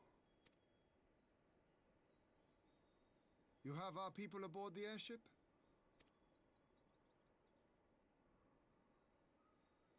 Exactly as agreed. We would leave you in no doubt as to the purity of our intentions. I dare say it was the self-same spirit of cooperation which prompted you to bring Yotsuyu here today. Indeed. Before excluding her from the exchange, I thought it only fair that you see her condition for yourself. Physically, she is in fine health, but her mind is unchanged. So I see. But all need not necessarily be lost. In anticipation of this tragic turn of events, I took the liberty of inviting some special guests.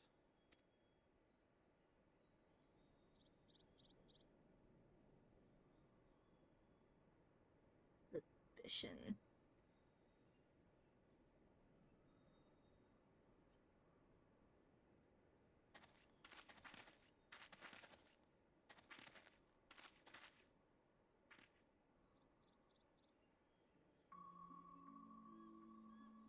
Ah, Yotsuyu. You look, well.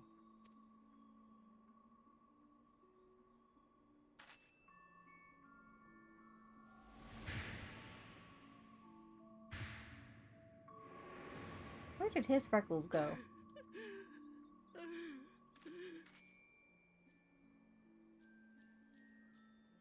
Of all the people.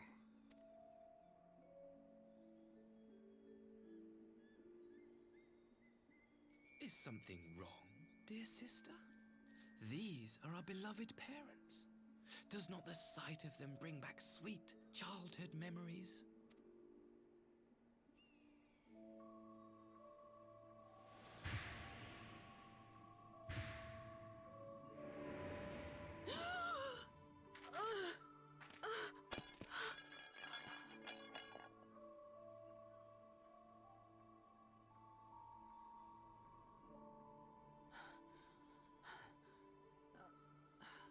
Gosetsu. I have to take this to Gosetsu.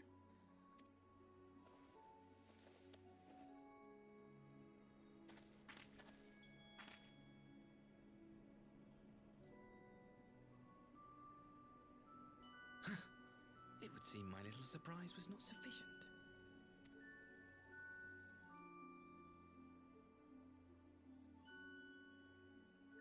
You needn't glare at me so, Lord Hien. I merely did what any loving son would do for his family. Lest you doubt, I am content to leave the acting viceroy in your care. Pray, treat her as you would any daughter of Dorma.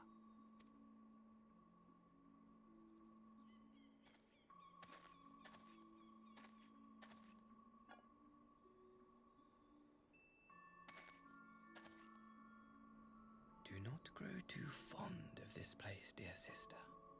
You will come back to us ere long. He's such a creep. I do not like him.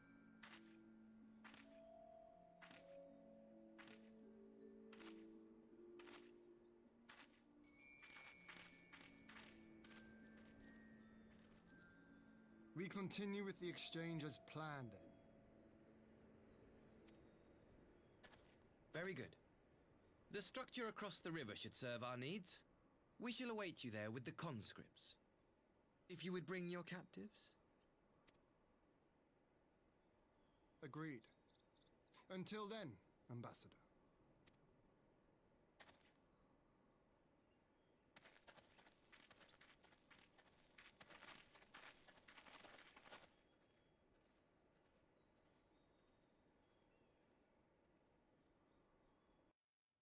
They're all... no. I was gonna say they're all dead, but no, it'd make more sense if they're smuggling in crystals. I know better than to trust Asahi, but that was a dirty trick. Still, unpleasant as it was, we have at least put the matter of Tsuyu's future to rest. I've sent her back to the Enclave with Yugiri to give Kosetsu his precious persimmon. Come, let us follow them.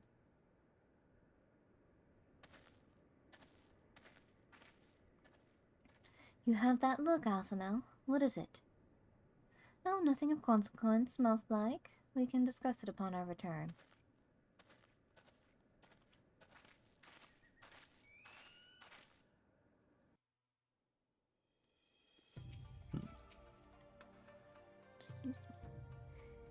We should pay a visit to Kosetsu and reassure him of Tsuyu's fate. He will want to know that the Empire has finally relinquished its claim on her.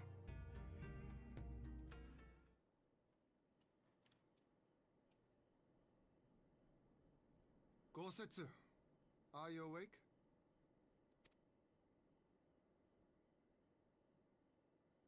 My lord, in, come in.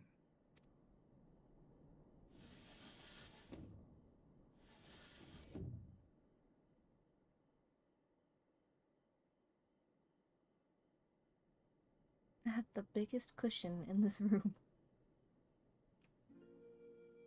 When Tsuyu returned, her eyes were red from weeping. She spoke not a word, simply sat and peeled some fruit she'd brought for me. She then claimed weariness and retired to her chamber. Tell me, what happened to upset her so? The ambassador arranged a surprise reunion with her foster parents. A misguided attempt to restore Yotsuyu to her senses. It was plain their presence caused her great distress, but she seemed otherwise unaffected. Yotsuyu was mistreated as a child, was she not? It was a cruel trick to use her tormentors like that, knowing the pain it could cause.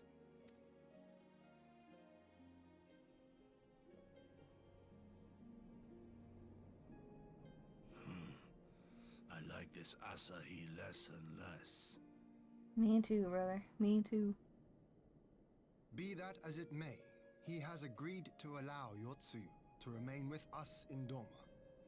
Our primary concern now is to hand over the prisoners without incident and bring our people safely home.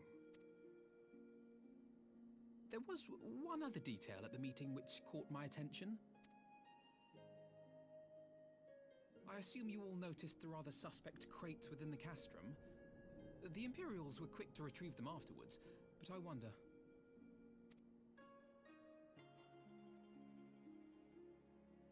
Out with it, brother. You fear they might contain bombs or war machines? If the ambassador wanted me dead, he has had ample opportunity. No, assassination is not his intent, but we should be on our guard for other acts of treachery.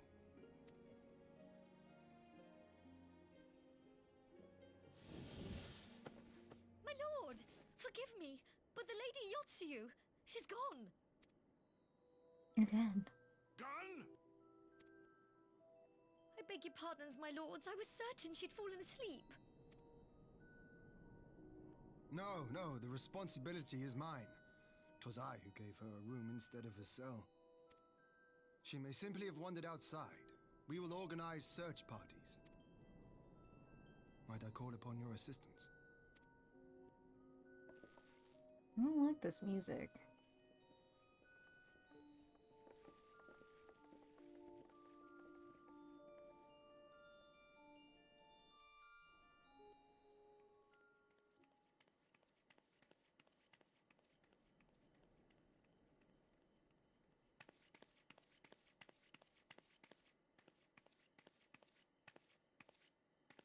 Help!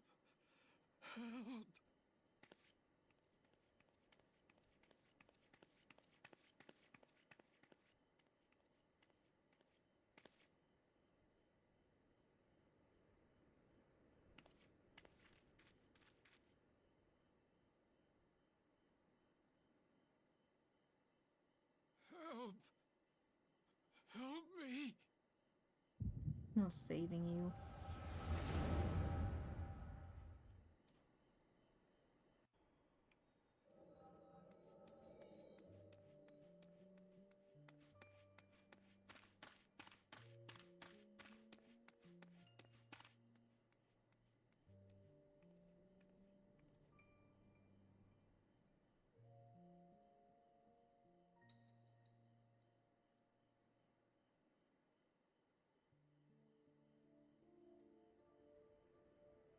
If only I hadn't remembered.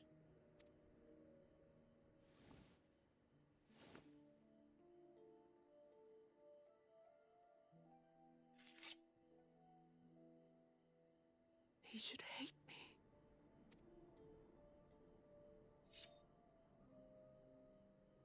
Oh But my I will lord. not suffer his kindness. Not after what I did to him.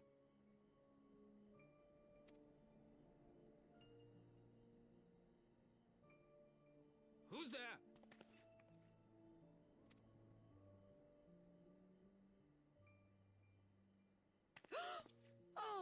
It's you.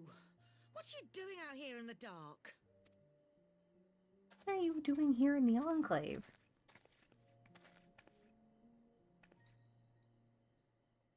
This is the Enclave, is it?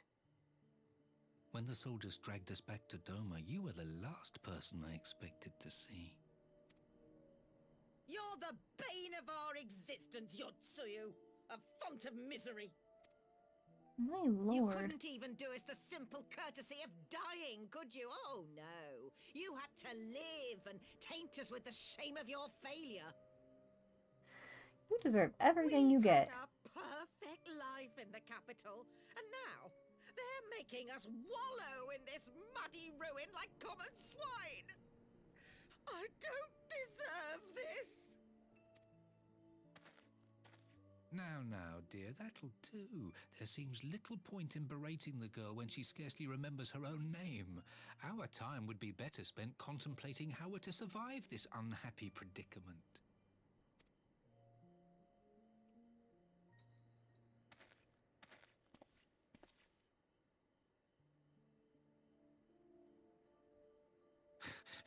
You've kept your looks at least.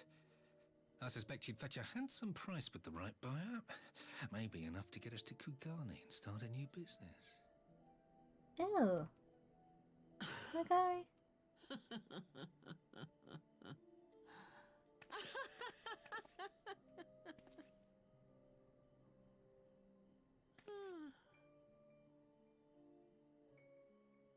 Ah, my beloved parents. No sooner do I wake from gentle slumber than the world returns in all its cruelty. Yes, this is how it always was. How it was meant to be.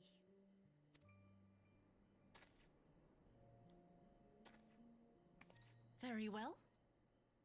If I cannot escape my nature, then I shall embrace it.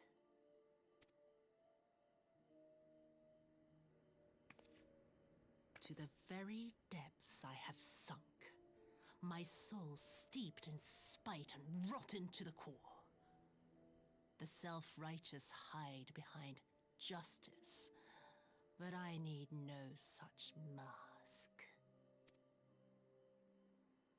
Father, Mother, was it not you who made me into this monster? Who taught me the truth of this miserable world? For years I knew naught but the taste of pain and humiliation. But the time has come to savor my vengeance against Doma. Against all my enemies. And it begins with you! Yotsuyu! What? Yeah, you deserve what you got, my guy.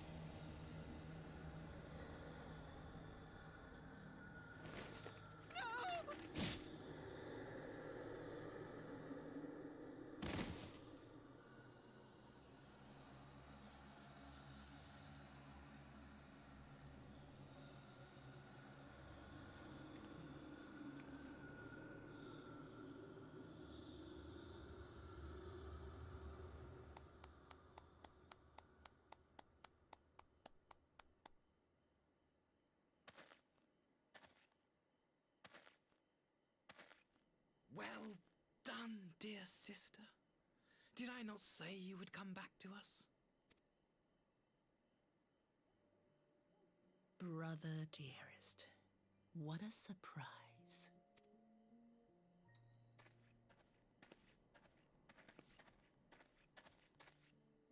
You always were a cold-blooded little worm. I doubt you thought twice about sending our parents to their deaths. Your dagger yet drips with their blood, and you presume to judge me? To be frank, I didn't think you had the strength to slay them so cleanly. A single thrust each. I'm impressed. But surely you can't be satisfied with murdering a pair of doddering elders. You yearn for a deeper vengeance, and the power to see it through.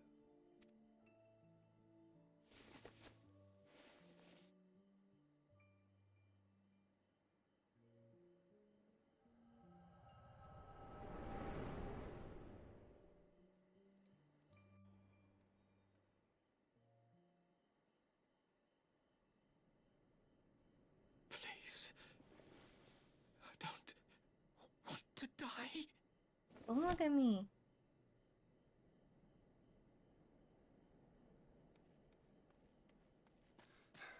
Any sign of her?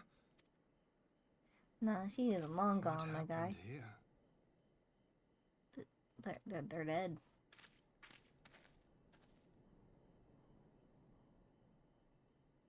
I knew what would happen if she recovered. And still, I did nothing. You say she left with her brother? Yes. Whatever he wants with her, he was willing to pay for it with his parents' lives. Not they cared much, you know. But Indirect patricide. this is neither the time nor the place. We must gather the others.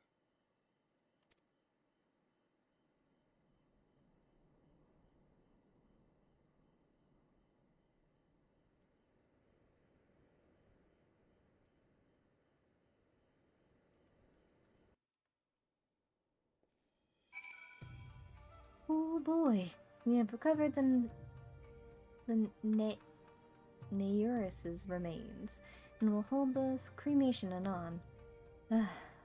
Would that they had never again set foot in Doma. I broke the news to Gosetsu himself. He was quiet, thinking it best that he be allowed some time alone with his thoughts. Alone, but not unguarded, I would think.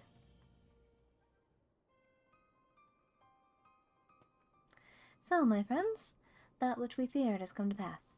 Yotsuyu has regained her memory and returned to the Imperial fold. It is, by any measure, a cruel twist, not least for Gosetsu, but one which does not invalidate our agreement. According to the terms of the contract, we were bound to surrender Yotsuyu to the Garlean's hand should her condition improve prior to the hour of the exchange. By that reckoning, all is, if not as it should be then, as it must be. This I can accept. But what I cannot accept are the unconscionable lengths to which Asahi went to achieve this outcome. Given his recent conduct, it is apparent admiration for Xenos, it is plain he cannot be trusted. And that is to say nothing of the unexplained containers he insists on bringing to our meetings. Whatever the ambassador is planning, I think it unlikely our negotiations will end peacefully. In the event of hostilities, the safety of the conscripts must be our first concern, as with such, I would have an escape route in place before the meeting begins. A wise precaution. If the main structure of Castrum Fulminus is to be the stage for the exchange, then I believe a thorough inspection is in order.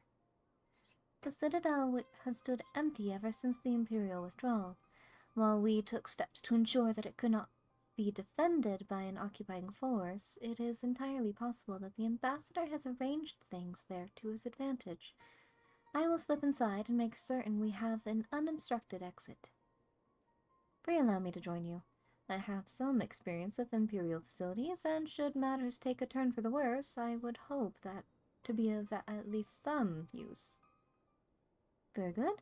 That should be enough to guarantee us a way out of the castrum. Beyond that, however, we will need a ship to ferry the conscripts back to the Enclave. Even with every skiff we have, it would take several trips to evacuate everyone. The Confederates' Sekibune, on the other hand, would require only a single run, and leave us far less vulnerable on the water. Assuming, of course, Rasho can be convinced to part with one. Might I take the lead on this? I've had dealings with Rasho and his pirates before, and I won't be alone, will I, Tsumiko? Count on me.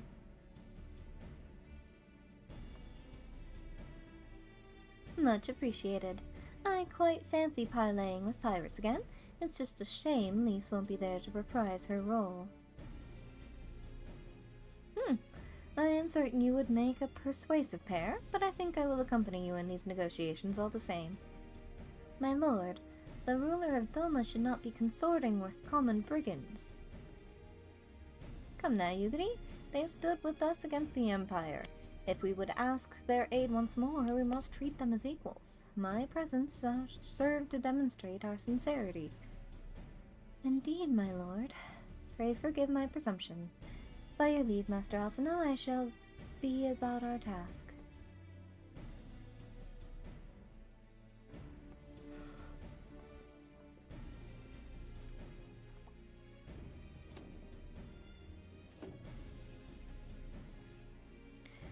we should be on our way to Onokoro.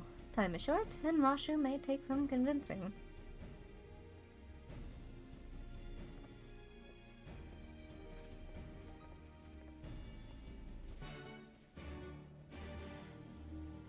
Rashu! Okay, so we're going to Onokoro.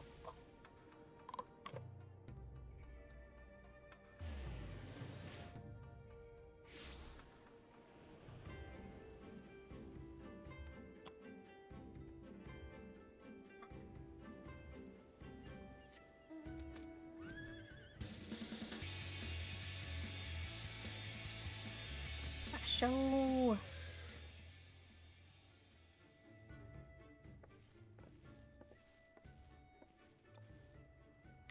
Now there is a face I did not expect to see.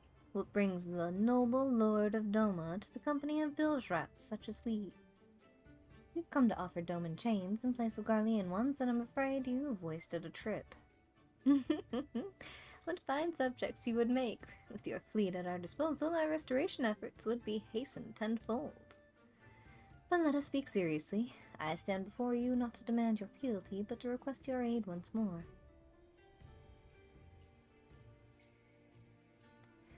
Yes, and Hell's Lid in the background as a reminder. Mayhap you are confused. Doma's liberation was but a means to an end. We aided you only to save ourselves. We have no such incentive. We have sworn no oath to you and will not come running like hounds at their master's whistle. And I would not presume you to treat us thus. I come to petition your cooperation as an ally of equal standing. Equal standing, you say? Seems a bit lopsided to me. Where's the profit for us in all of this? Profit? Must you always think in some short-sighted terms? Have you ever heard of doing the right thing? Have you ever heard of pirates, little miss? You'll find we're simple souls. You pay our tithe, you sail in peace. Deny us our due, and we take it by force. We'll pull you out of the water if we see you drowning, but we are not in the business of doing something for nothing. Calm yourself, Mistress Alize. We did not come here to moralize. We came here to talk, and there is more to be said. According to records recovered after the liberation, relatives of your Doman-born brethren were among those conscripted into the Imperial Army, and as you may be aware, we recently negotiated the return of said conscripts. Many, alas, will arrive, no families waiting for them, no homes to grant them shelter. I would ask that you offer them a place in the Confederacy.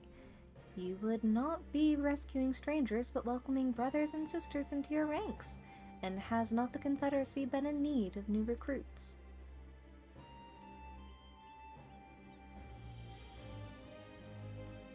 You seem well informed of our affairs, Lord Hien.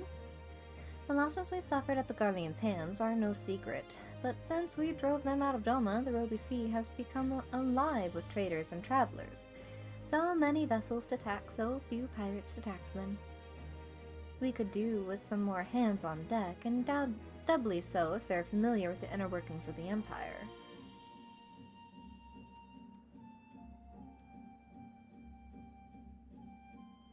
Very well, the Confederacy agrees to your request. You will have your ship. But before that, you must do something for me. The vessel I have in mind was damaged during your battle with the Empire. Though we have mended her, she has yet to be declared seaworthy. She is sound enough down below, but when you load her up with conscripts and the waterline rises, those upper planks had best be free of cracks. Assuming you want your people to stay dry, you will do me the favor of swimming around the hull and check for weaknesses. That is, if Doman lords are not averse to getting their robes wet. Not this Doman lord. If we each inspect a third of the ship, it shall be done in thrice. That is the spirit. The ship is moored at Quickscape Pier. Our apprentice shipwright will be on deck to hear your report. Look for a lad named Ihanashi. And I thought I had a knack for parleying with pirates. For the record, my previous attempt was an unmitigated success, and yes, I should have quit while I was ahead.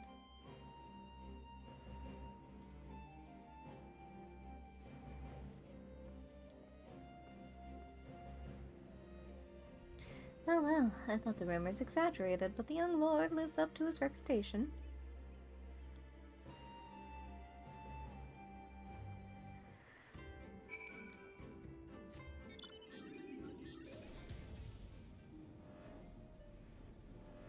The reputation of not giving a fuck but doing what's right.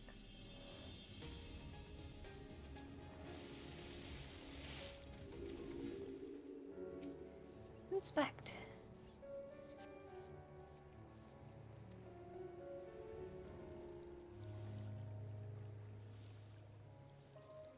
Wait.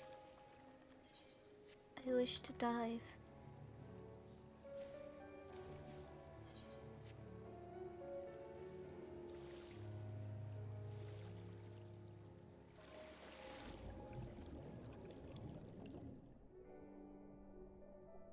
Ah.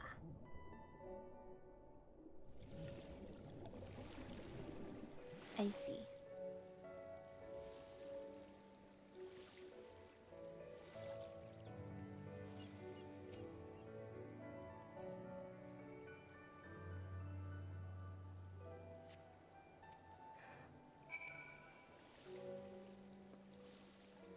Just a small wee bump. Small wee hole.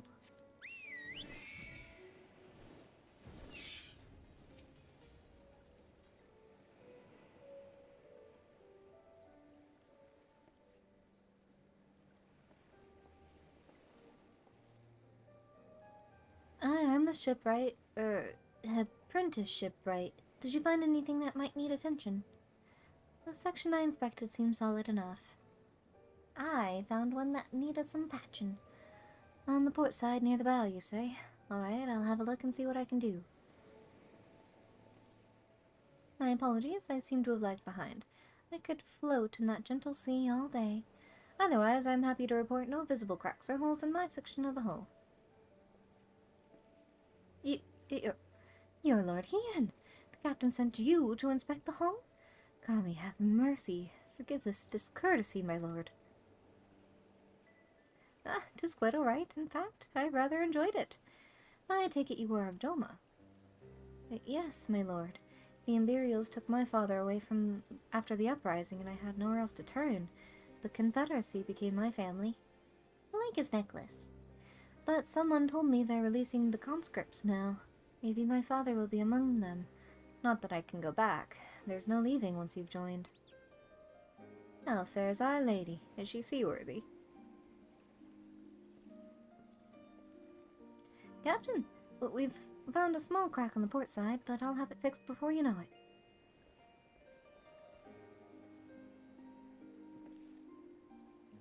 I see you have met the boy. Did he tell you a story? He babbles when he is nervous. Should his father be among the conscripts as he hopes, I mean to give him the choice to leave this life. If he so chooses, I expect you to see they are provided for. I have heard that those who join the Confederacy forswear all ties with kin and homeland. Is that oath so easily put aside? If I allow it. I see in him the lad I was 25 years ago. You say the words, you mean them, but the yearning for home still lingers. My family is long dead, and I know this life is my lot, but he has scarce dipped his toes with us. If there's a life for him in Doma, he should have the chance to live it. Well said. The Empire's conquest has uprooted many and more, be it in Yancha or out in the Ruby Sea, but we have a duty to ensure that Ihanashi and the others like him are free to dwell where they desire. Then the matter is settled. I will make preparations to cast off. Well, my friends, seems we have our ship. Let us return to the Enclave.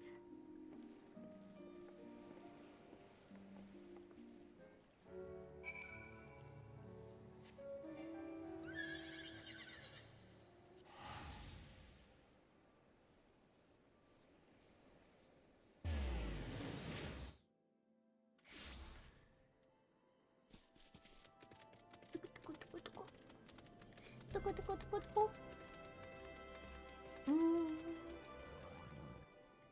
think I'm gonna turn off the music for the mounts as much as I enjoy it. It seems Yukini and Alphino completed their task before us. They have been waiting. We scouted the structure and determined the swiftest path to safety. In the event of hostilities, we will lead the conscripts outside with all possible haste. From there, the Confederacy has pledged a ship to ferry us across the One River. Now we have but to attend the exchange and pray to the kami these precautions were unnecessary.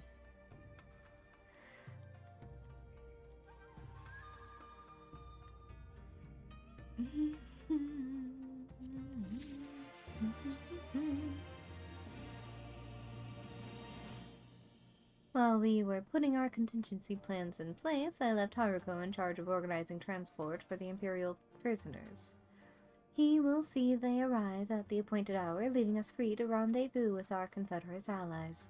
Come, they await us on the riverbank, not far from the castrum.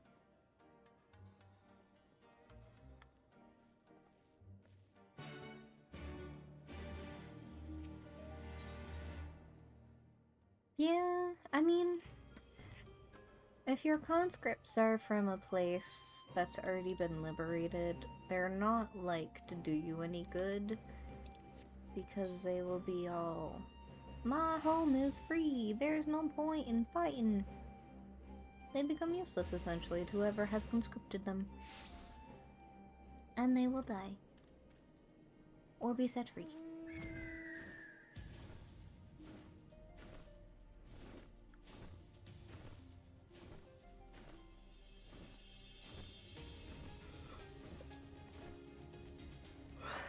What is the phrase? You have no power over me? Something along those lines.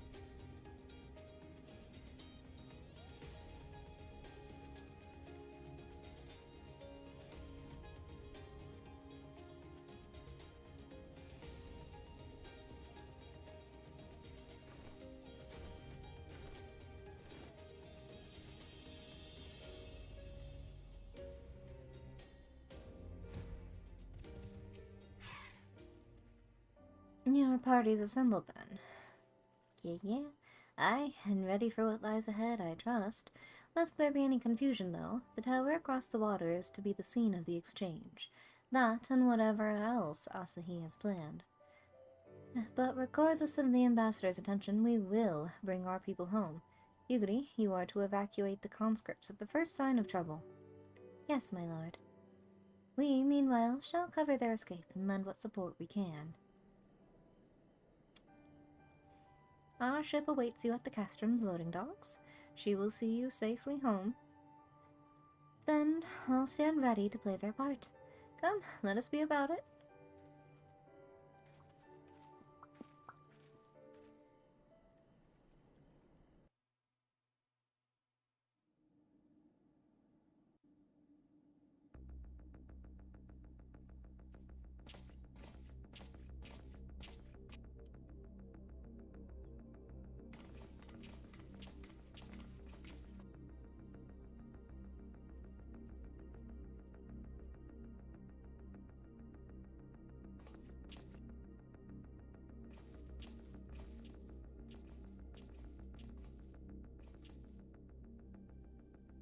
At last, the hour has come. The conclusion to these negotiations will mark a new beginning for Dorma and the Empire. A first step on the road to peaceful coexistence. Indeed. We are ready to proceed with the exchange when you are. Forgive my curiosity, Ambassador, but is there a purpose to these containers you bring with you? Oh, the supply crates.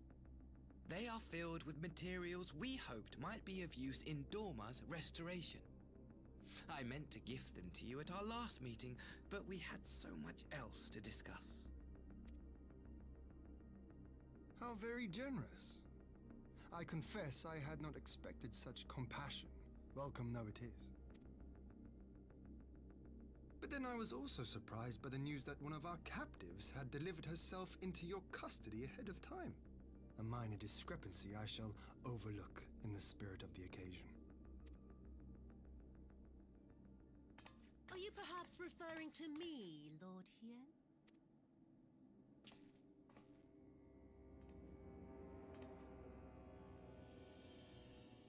Yotsuyu.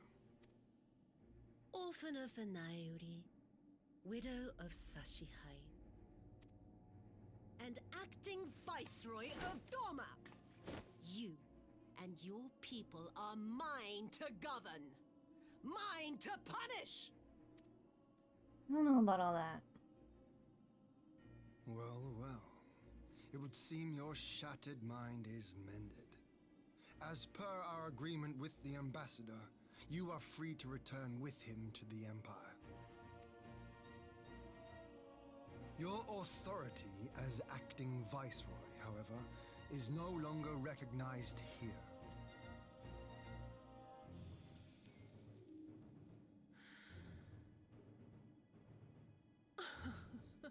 My position is not for you to decide, little lordling. All who resist the rule of the Empire must be purged. Such was the order given to me by Lord Xenos himself.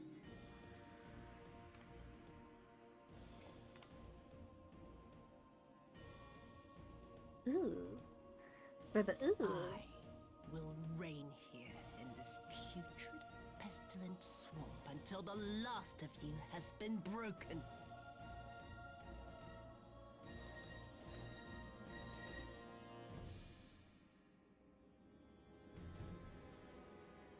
This land shall know no dawn. I will spew forth darkness and drown all in eternal night. And high above you I shall shine, uncaring, cold and distant as the moon!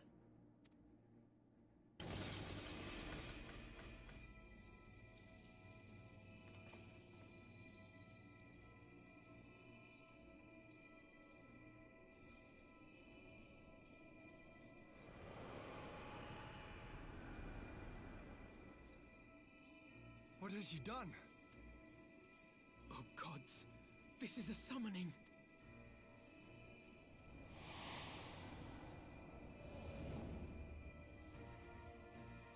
Burn her little smoke pipe. What?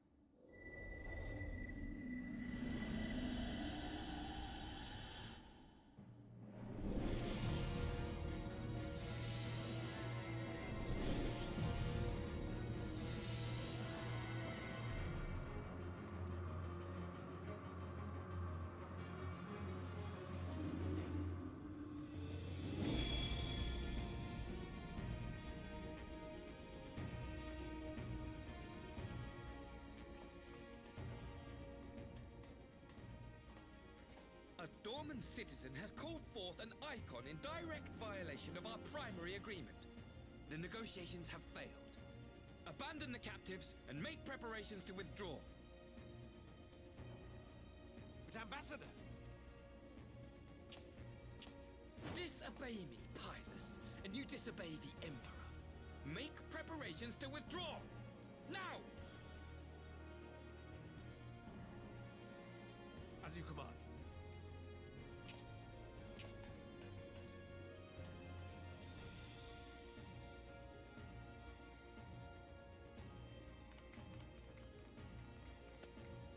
Watch me teeter my way. You must fall back! You ask me to run?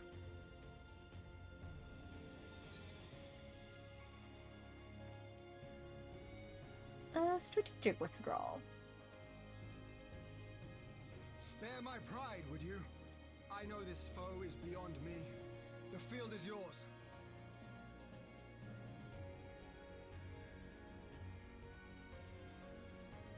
We will withdraw, but not without our countrymen. I want every soul accounted for. Every soul! My lord.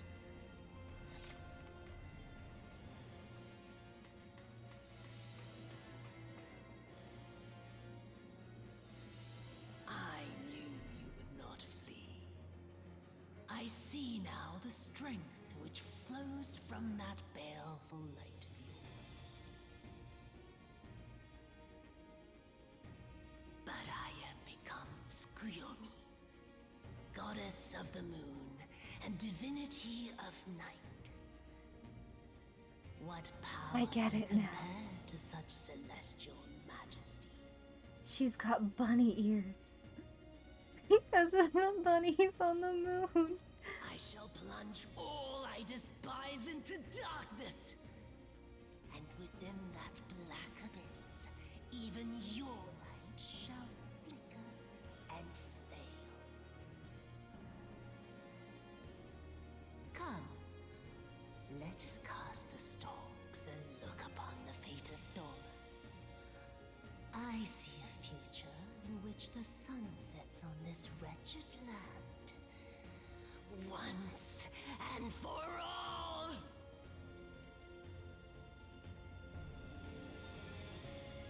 Would you stop talking so I can beat you?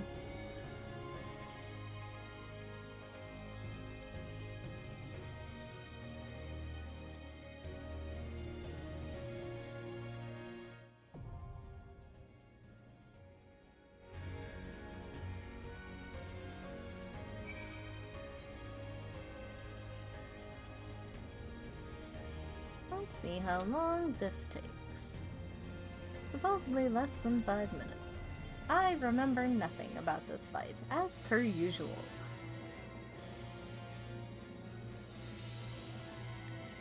Hey B, I need you to like not be floating for a moment and just come here. Yeah, let's just come for a walk.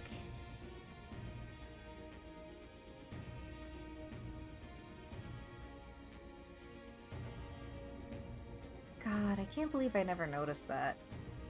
She got some bunny ears.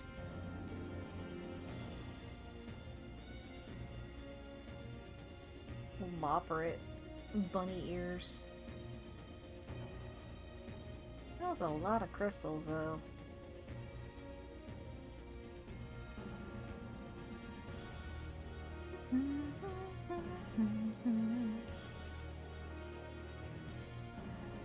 Alright. While we're waiting for this, I have some business to attend to. Is it here?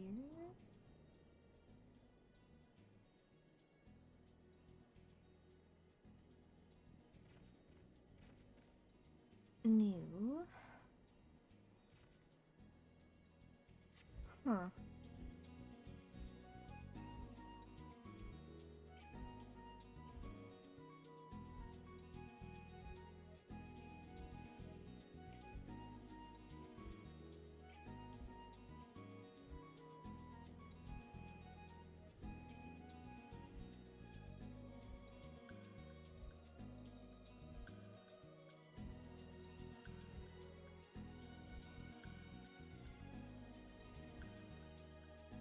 But it is hard to protect against a threat you did not know existed.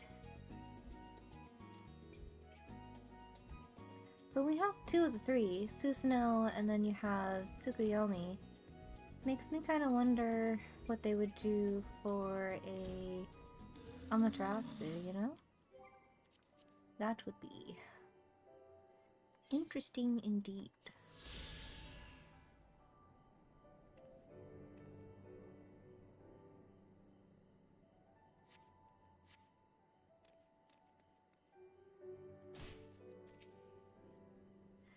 Kuwabana, good to see you. My thanks for your help as well, adventurer.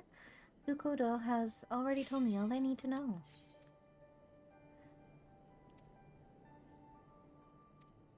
I don't know if I actually finished that conversation. Oh no!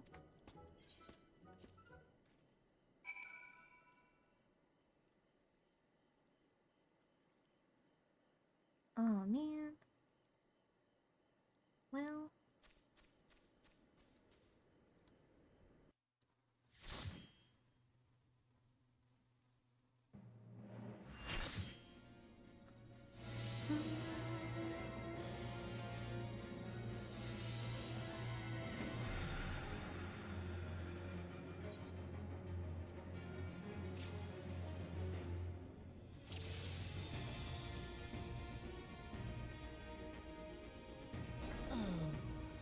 It's going to be a long night.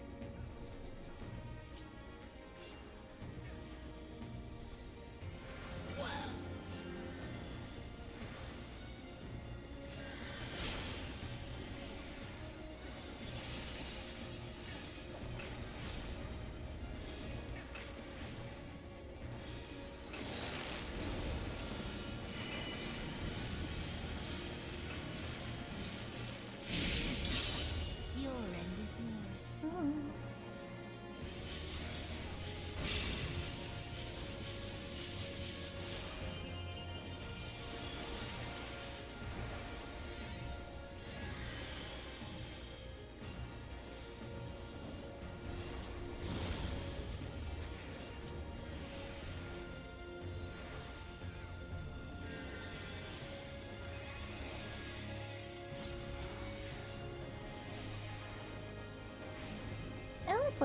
I like let me rephrase. I like looking at some of the names of these moves.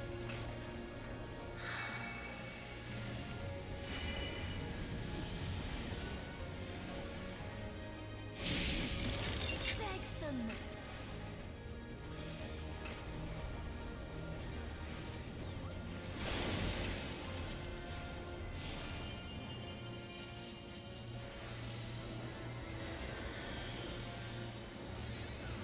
Your death will be all the sweeter.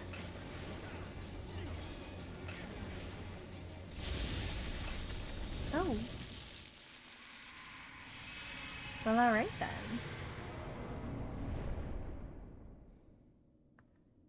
It feeds on my spite, on my suffering.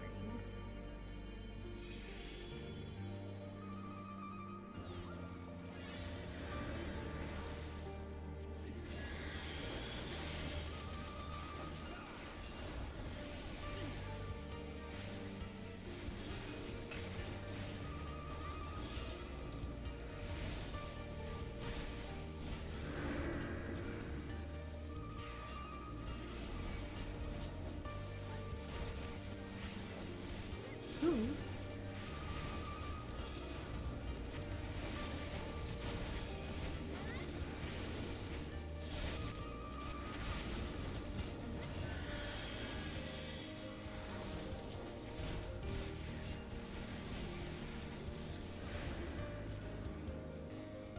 Kill them! Kill them faster!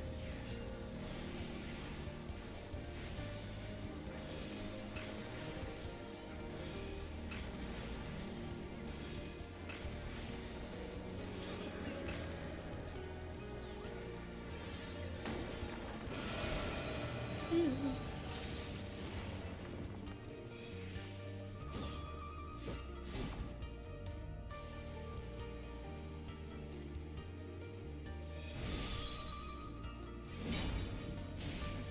Hot damn.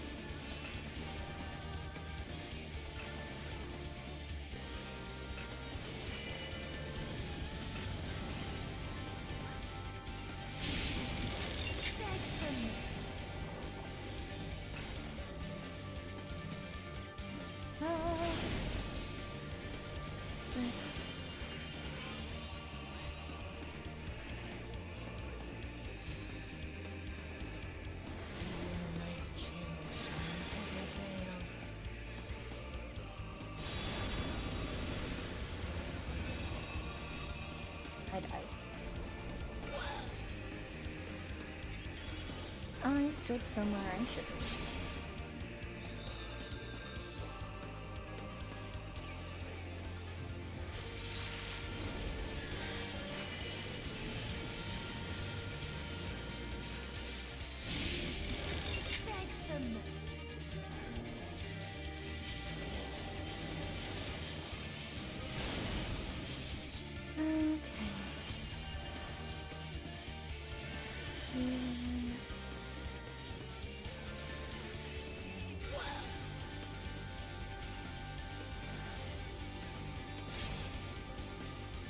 Please don't die. Accused with night, I shall prevail.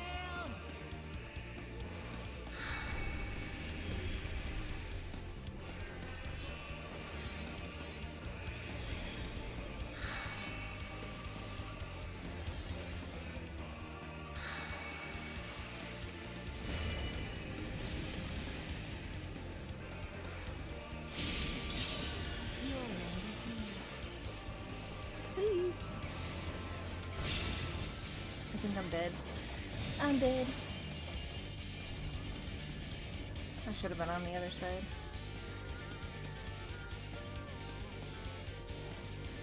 In sunless gloom, black tendrils trail.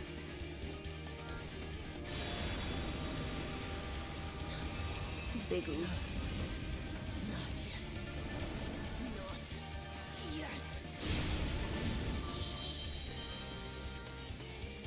I'll grind you under my heel. They could do it though. They could.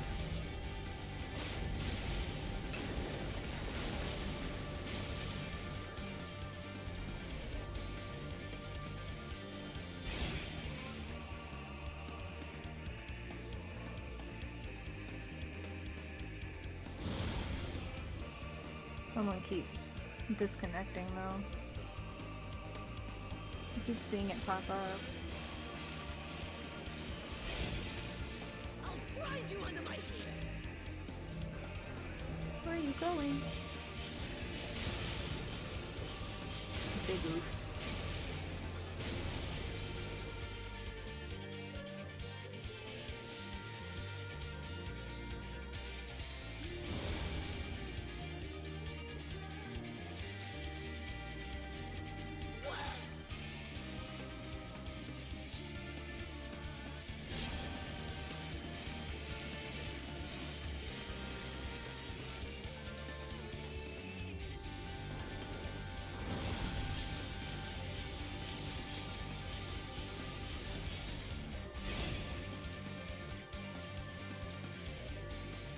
Are they actually gonna do it?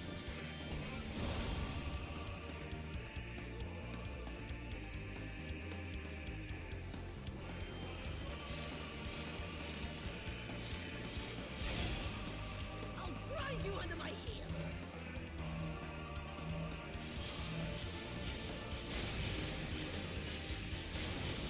Ooh.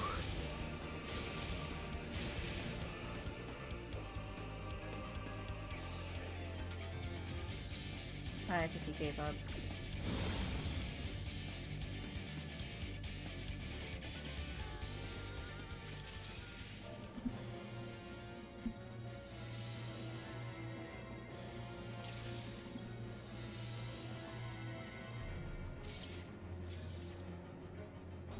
Oh, it's going to be a long night.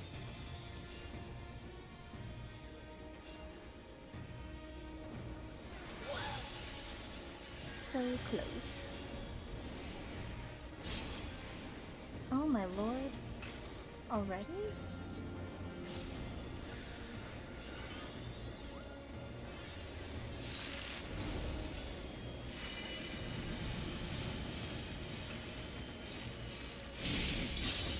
Your end is near.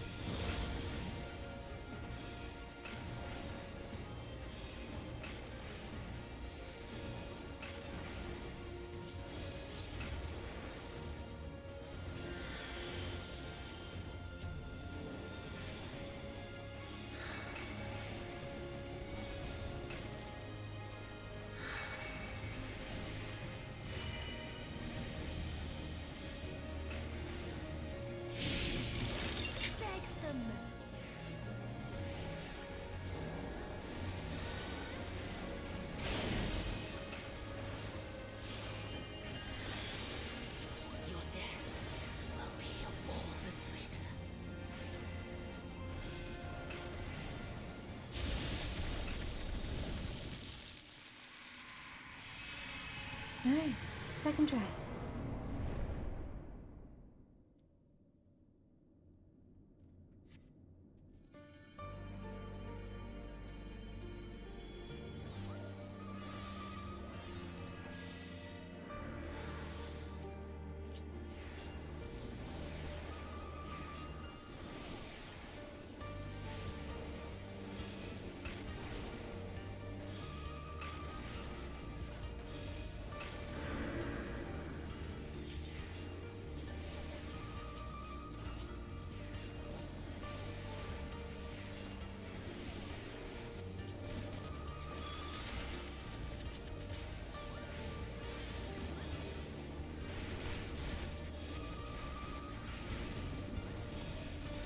We're well below 50% in the last run.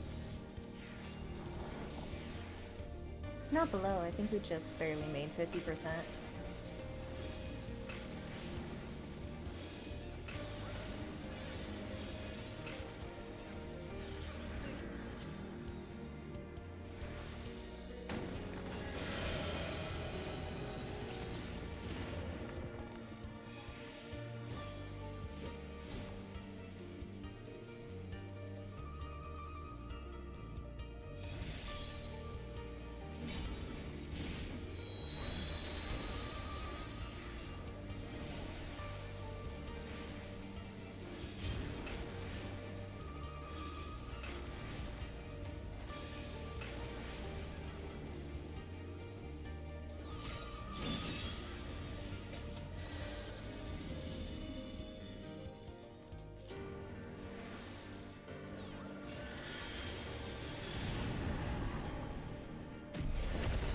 Alright.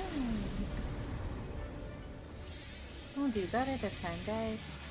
In darkness lives the spider lily. From mortal, I rise anew. Confused with night, I shall prevail.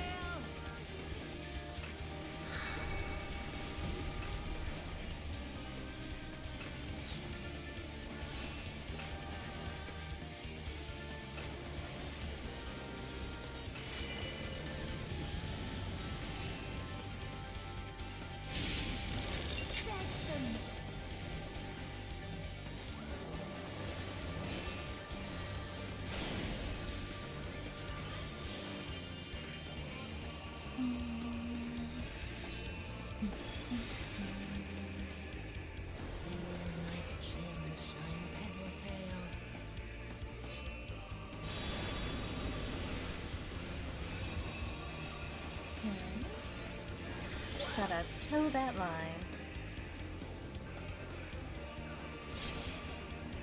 Oh my lord.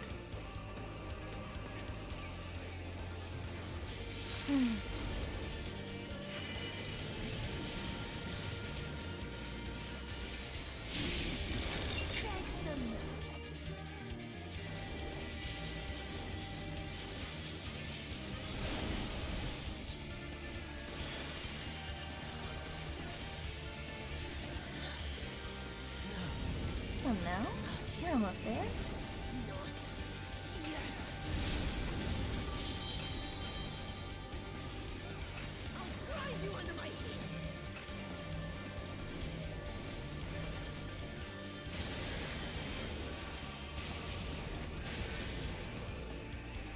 Ooh.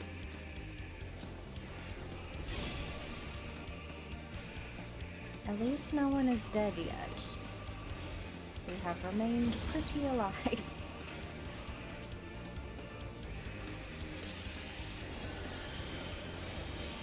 Hey. I'll grind you under my heel.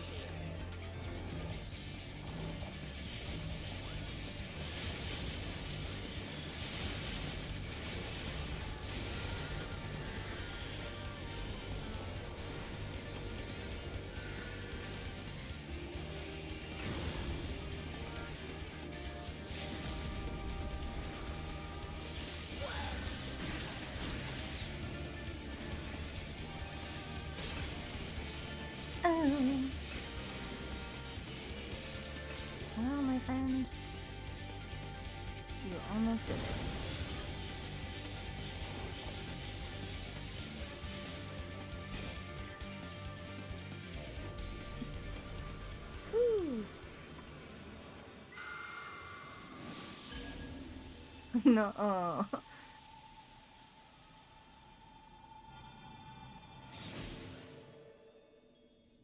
And there she goes.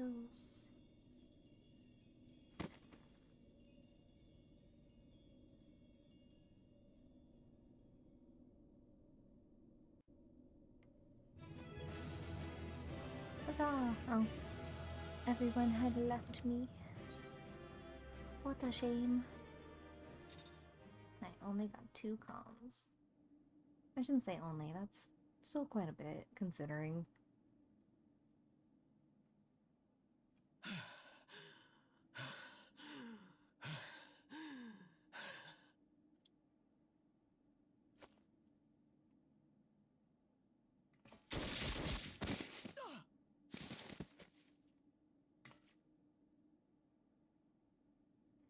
Sir, I thought you had left?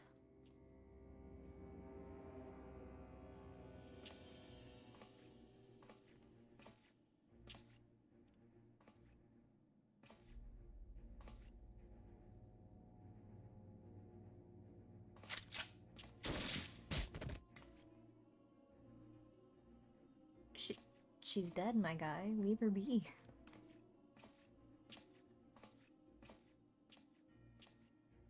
You really must learn to finish the job.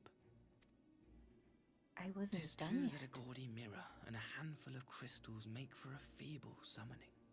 But even the weakest icon is a god of souls. A threat that must be put down.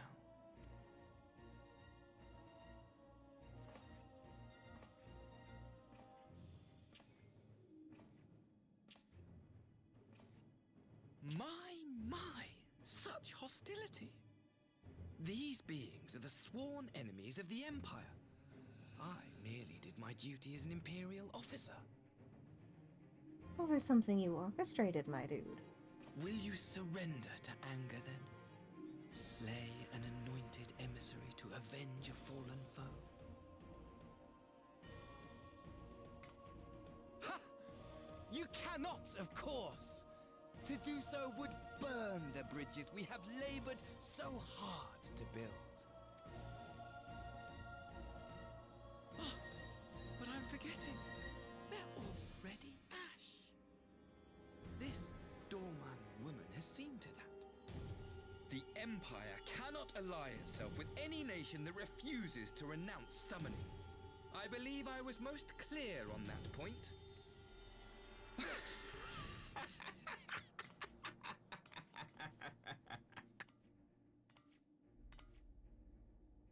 He is not right in the Should head. have been mine.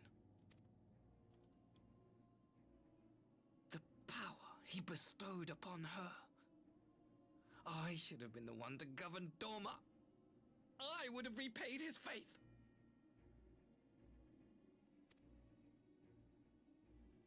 No one alive loves him more than I! Instead, this harlot betrayed his trust. Useless piece of filth! Worthless whore!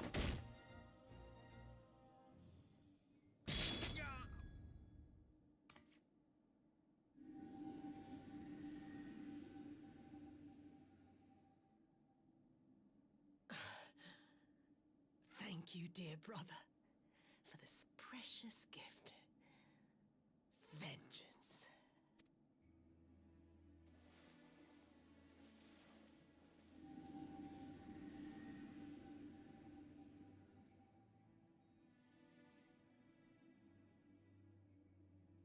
Ooh.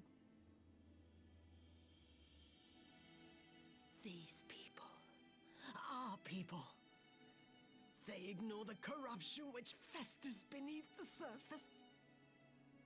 Cast aside that which is dirty and broken.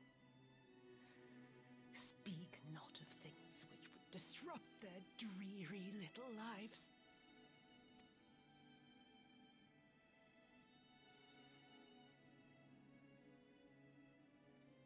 Like you, Asahi.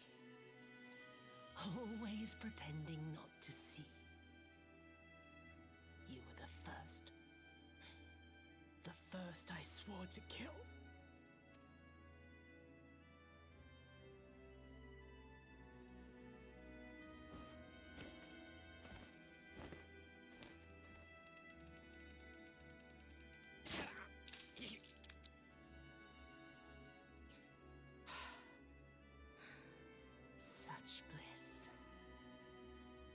had thought my hunger insatiable.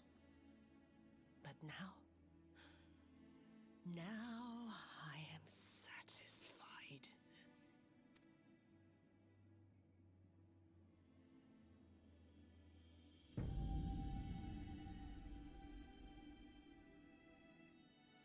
You should feel honored, dear brother. I saved the last of my strength, just for you.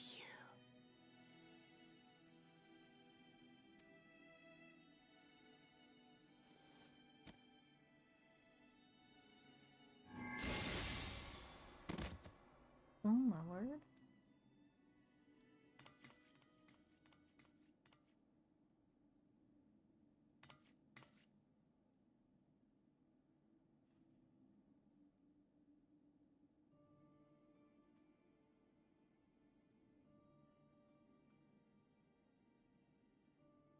What's the matter? The Witch of Doma will soon be dead.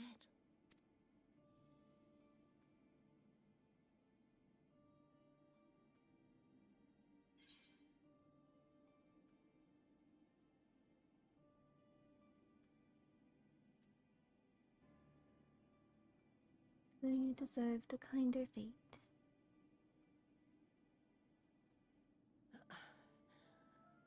Her happiness was never to be. Not in this world.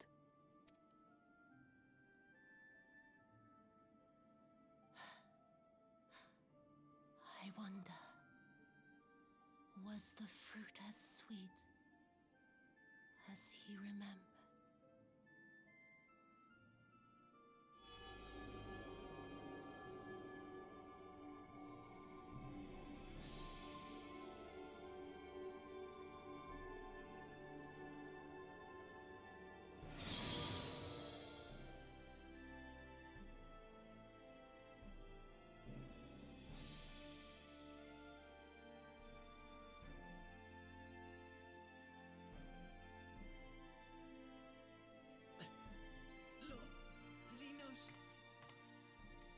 Can't save you now, bud. Nor would he probably ever.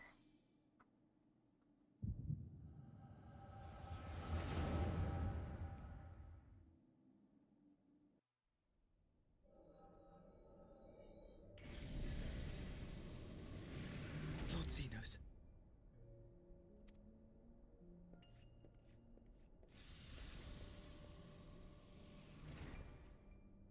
I am at your disposal.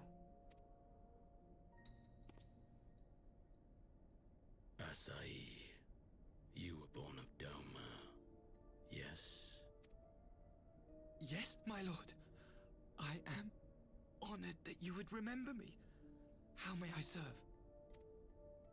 You are hereby appointed Ambassador Plenipotentiary, and empowered to speak with the voice of the Emperor. Return to your native land of Doma, and announce your intention to sue for peace. For peace? Once negotiations are underway, you are to locate the acting Viceroy. She lives? That is to say, I will, my lord. When you have found her, you will initiate a ritual to call forth an icon. I will instruct you in the necessary steps. Yotsuyu's faith is unreliable, but as a child raised to believe in the Kami, she will serve as a vessel for one of the Kojin's gods. She need only wish it to be so.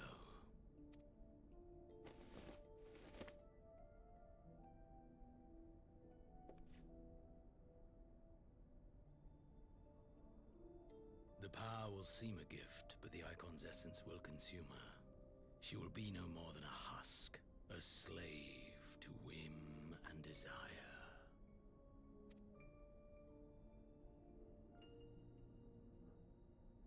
My lord, ever since the day you saw fit to save my miserable life, I have dreamed of repaying your benevolence.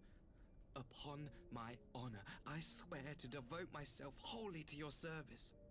All that you command will be done, no matter the cost. But fear the subtleties of your plan yet elude me. From the reports I have heard, the champion who aids the Doman resistance would make short work of a single icon. The icon is merely a message. The pacifist teachings of the Populares spread through this city like a plague. And I would remind the people of the threat we face. I don't remember his voice being so gravelly. You will be my chosen agent. The hand which tolls the warning bell. The salvation of this world will not be won through the signing of treaties. Your chosen agent. I will not fail you, my lord.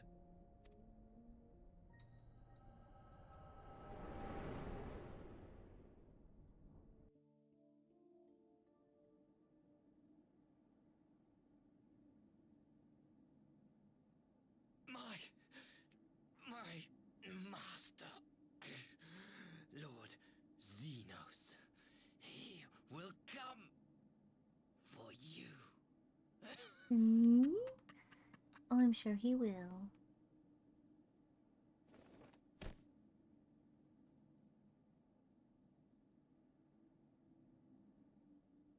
You have prevailed, I see.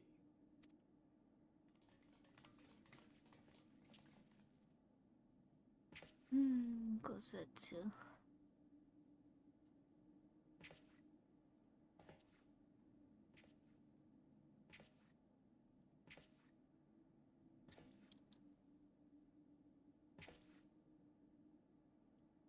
She is gone. Wherefore did the Kami spare us, only to inflict this pain?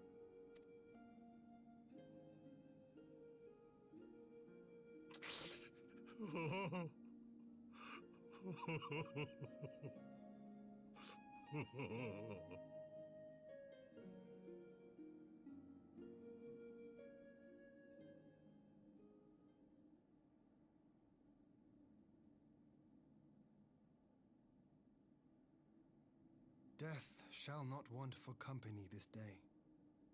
You spared us a worse disaster, but I fear our fledgling peace with the Empire was beyond saving. Lord Hien!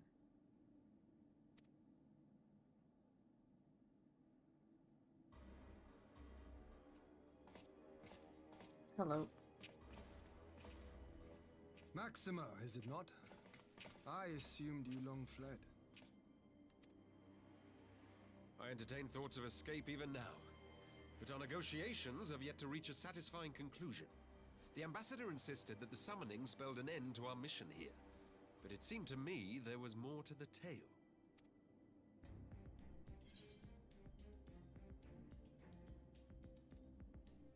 Xenos was behind this plot. I have heard tell of this power you wield. And in your vision, you witnessed Lord Xenos giving these orders. His forehead is weirdly textured. I don't know why it bothers me so much. How can it be? Xenos is dead. He took his own life after the battle in Alamigo. I saw his body with my own eyes. Forgive me, but Lord Xenos is very much alive. He granted our party an audience prior to our departure. That he was gravely wounded is certain, but his recovery appeared to be proceeding apace. I'm afraid I share Lord Hien's confusion. The man's death was confirmed and his remains interred. These are matters of public record.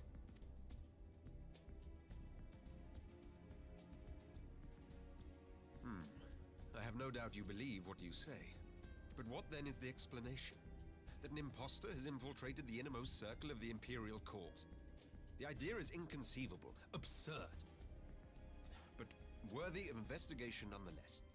Our movement can ill afford to have a highly placed pretender undermining our efforts. Your efforts may yet bear fruit. Tell me, what is to become of our prisoner exchange? Though we have already taken custody of our conscripts, we have yet to release your Imperial comrades. Do you still intend to collect them? Yes. As the late Ambassador's second in command, it falls to me to speak on the Empire's behalf. And I'm happy to confirm our intent to proceed according to the original agreement. Then let us be about it. 'Twould be a pity to abandon such a promising beginning. Indeed.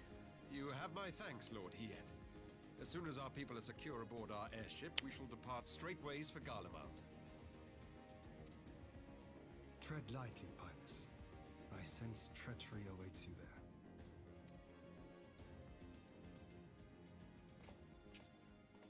Might I accompany you to the capital? Alphino, have you gone mad?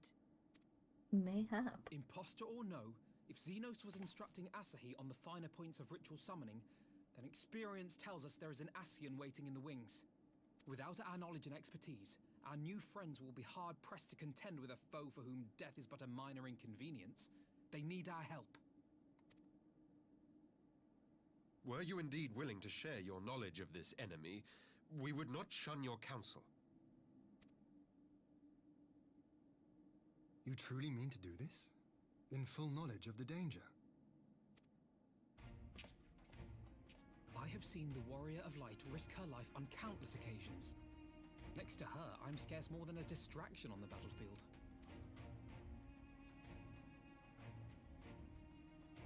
But in the meeting room or the audience chamber, there I can make a difference. I can strike bargains, forge ties, and change minds.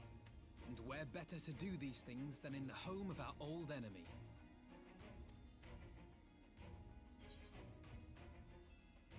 I believe in you, Alphino.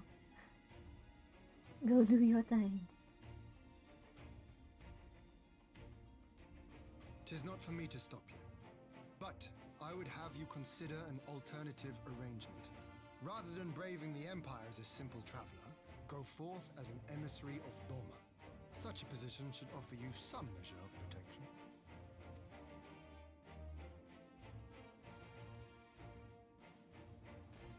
Go then. You've obviously made up your mind. Just try not to do anything reckless, all right? I shall be on my best behavior. Farewell, my friends.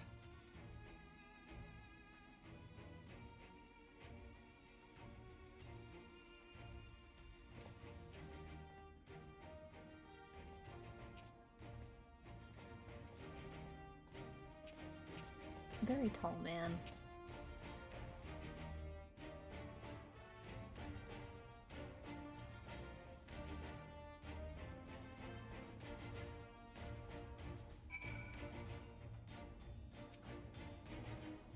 I knew Asahi was planning some manner of treachery, but a summoning. Thank the kami you were here, my friend. None of us would have escaped Yatsu's vengeance had you not intervened. She was a pawn, aye, but she still had a choice, and she chose to submit to the ambassador's plan. 'Tis little wonder Gosetsu departed in silence. I gather he left the same way he came, alone aboard a rowing boat. As for the conscripts, most made it back to the Sekibune before the battle ended in earnest, but the vessel yet awaits on the riverbank for those who did not flee in time. Then I suggest we put this doleful place behind us and make for the Enclave together. 'Twould be a shame to miss the joyous reunion.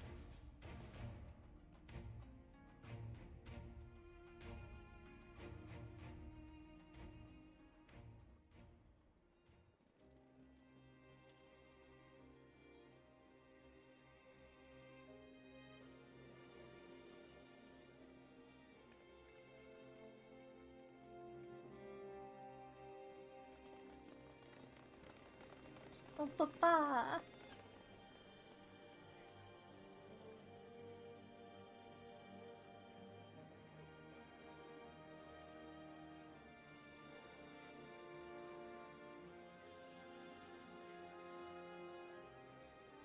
How often have I imagined this moment? Thank you for helping it come to pass.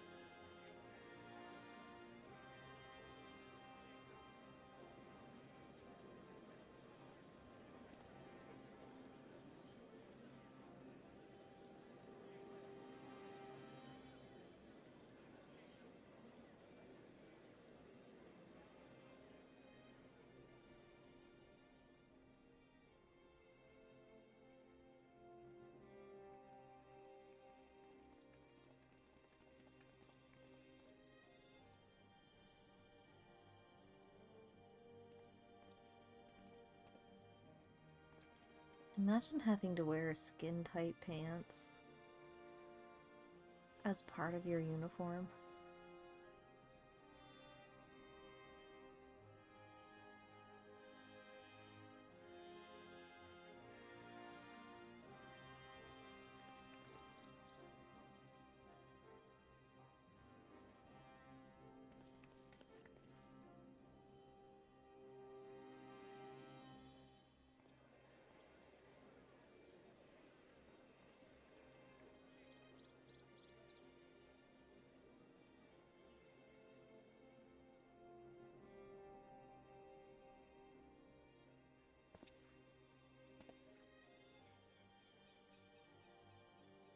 Ah, there you are.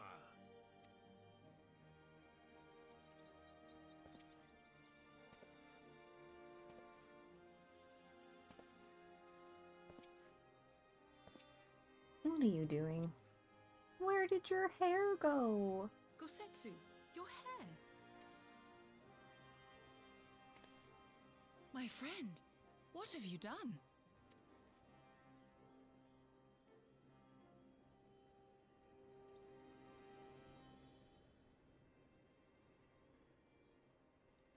An old man who cannot raise his blade has no place in the service of a young lord. Thus did I decide to devote my remaining days to pilgrimage. I will walk this land, offering prayers of repose for all the souls who left this life in suffering.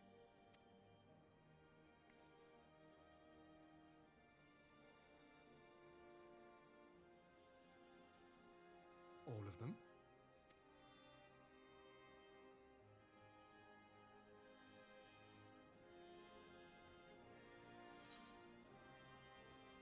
Safe travels, Gosetsu. A fulsome farewell makes for an enjoyable journey. Scarcely have we said our goodbyes to Alphino, and you leave us too. But 'tis well that my companions find their own way forward. I must endeavor to do the same. I have faith that you will find the best path for Doma without me, my lord. Pray forgive me this last act of selfishness, and grant me your blessing. You have earned it 1,000 times over. Go in peace, my friend. I shall make of Doma a land where children laugh and none need live in fear. There is no better way to honor those who went before.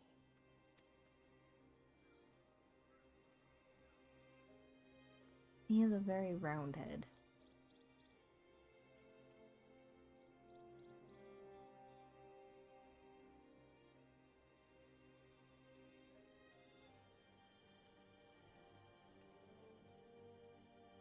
And with that, I take my leave.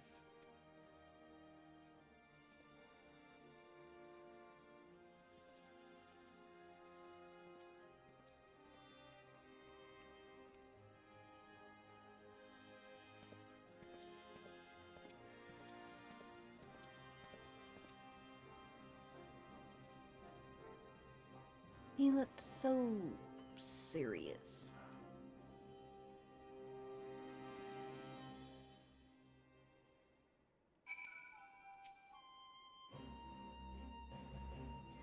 Ah, Gosetsu. Well, well, well. Hello, Peter. Fair journey to you, my friend.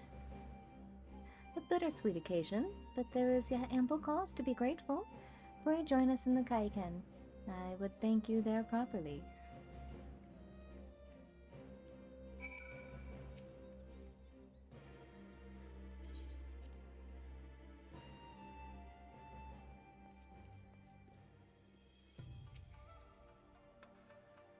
It's been quite a long week, I will say, yeah. How's your week then? Our brothers and sisters have returned to us, and the dream of Doma's restoration is that much closer to being realized. It is a day that will live long in memory, and one that would never have dawned without the courageous actions of the Scions. On behalf of Doma and her people, we will give our deepest thanks.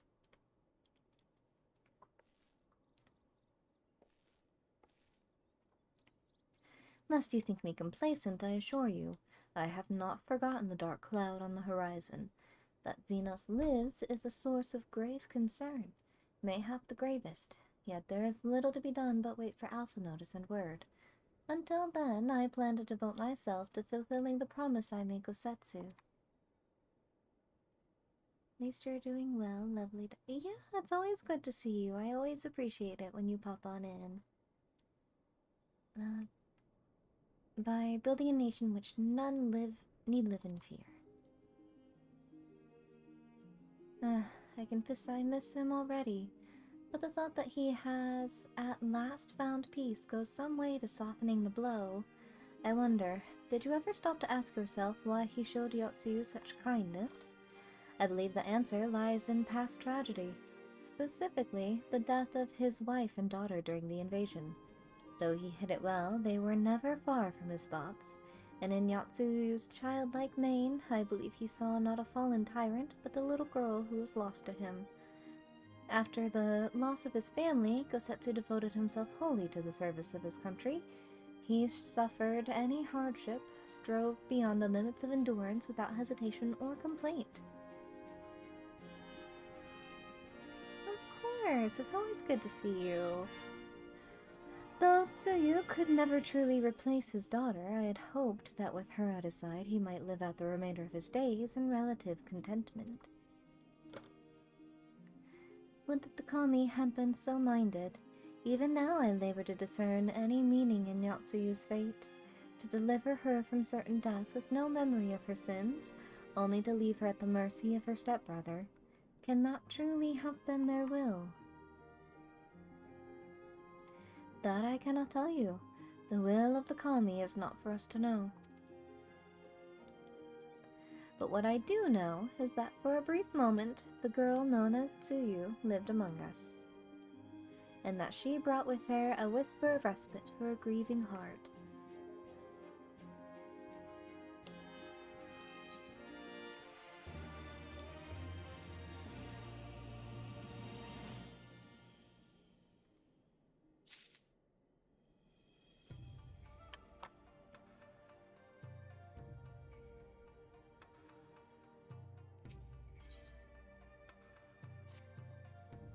I think it's time we were going, don't you? We've done all we can here, and we have a lot to report. But before we head back to the Rising Stones, let's call in at Ralger's Reach. We should be the ones to tell Lise about Xenos. After everything we went through, we owe her that.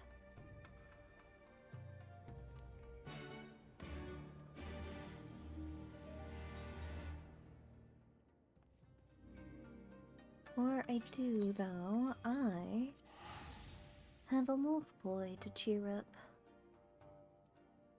And I skipped his cutscene, so I don't even know why I'm trying to psych him up.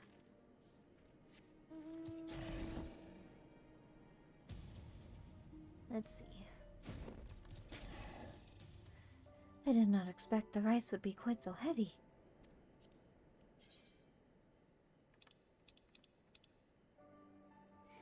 Psych. You got this.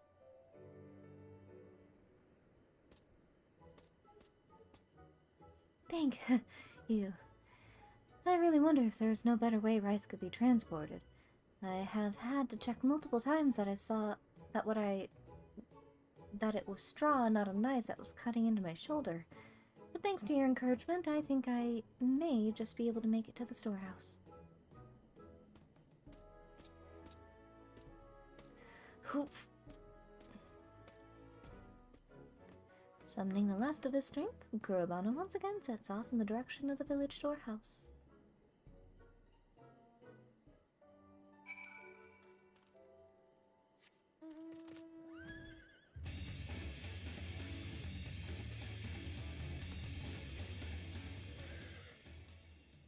Took every fiber of my being, but I did it! Who knew this would be such tiring work? Good work, Kurobana. As you have noticed, transporting rice is not quite as easy as it looks. But given time, I'm sure you too will become quite good at it. Now, you have had ample time for a rest. Make another 3 trips to and from the storehouse, and your work will be done for the day. 3 trips? I thought that was it. Sorry, I do not think I am suited for this after all. So he runs away. Huh. If that is how he responds to the slightest hardship, then I do not think we will have any use for him. Brief, tell Fukudo as much.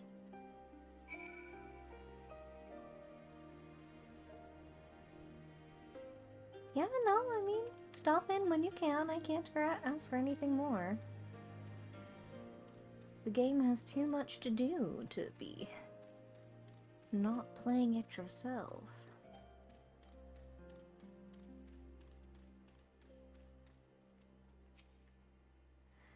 There we go. I just caught Kurabana trying to abandon his duties.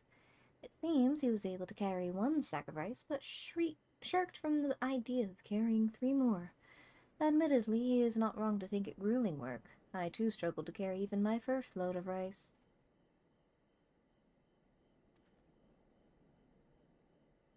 Good. If I can bring you some measure of entertainment, even if it's just background noise, then I'm happy for that. However, if you continue like this, the whole village will think you a weak-willed coward. I'm sorry, Fukudo. You have my word that I will not give up like this again. Perhaps next time we should have you try a job that does not require great strength.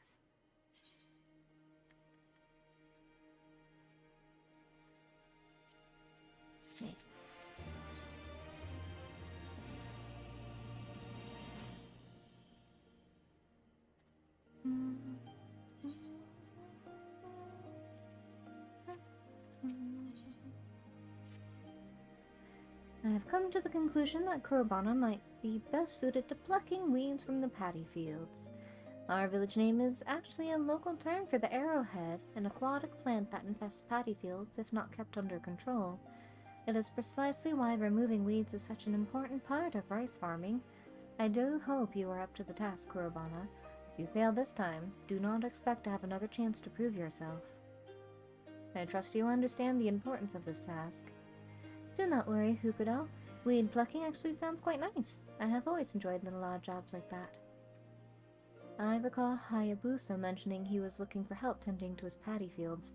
If he will allow you to remove the weeds from his... Ask if he will allow you to remove the weeds from his paddies. Sumiko, please accompany him and make sure he does as I have asked.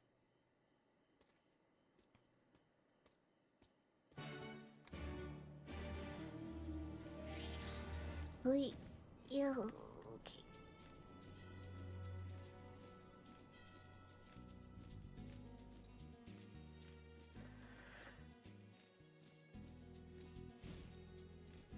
Here we go.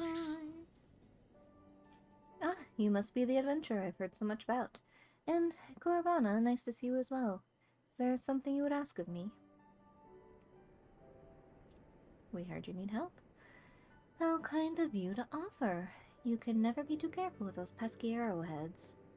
Be sure to take care not to trample any of the rice plants when you are removing the weeds. Why don't you help Kurabana with the work, adventurer? Not many travelers have a chance to experience such a core part of life in Namai. Grasp the weed stem before pulling, right? Of course I'll help. I've done this before. This is truly not your first time. Very impressive. Well, there's nothing more for me to tell you both. Please work the paddies on top of this hill for me.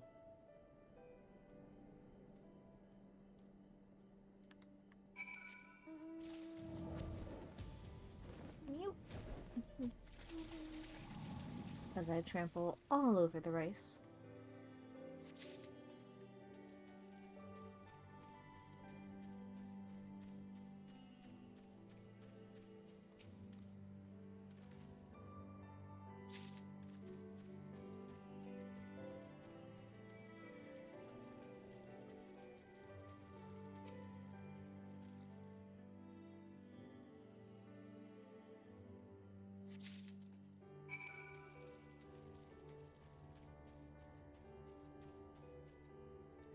I would be a very poor adventurer. not because I can't listen to instructions, but I'm kind of airheaded sometimes. Finished already?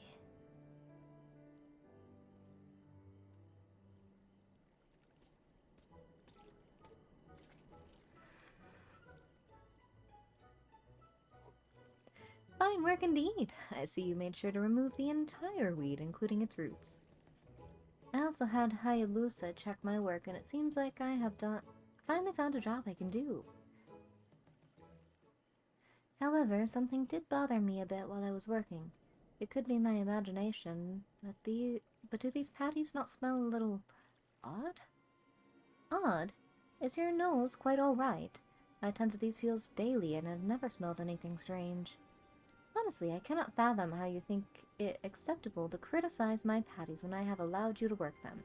Do you make fun of people's children when you are a guest in their homes? Or are you merely moaning because you had to engage in hard labor? Frankly, it matters not. Be gone with you. I am sorry, I did not mean it as an insult.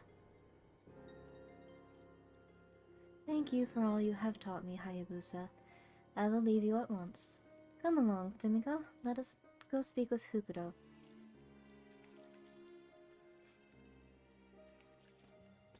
He found something he enjoyed, and now he's being shunned. But he's got that sharp nose.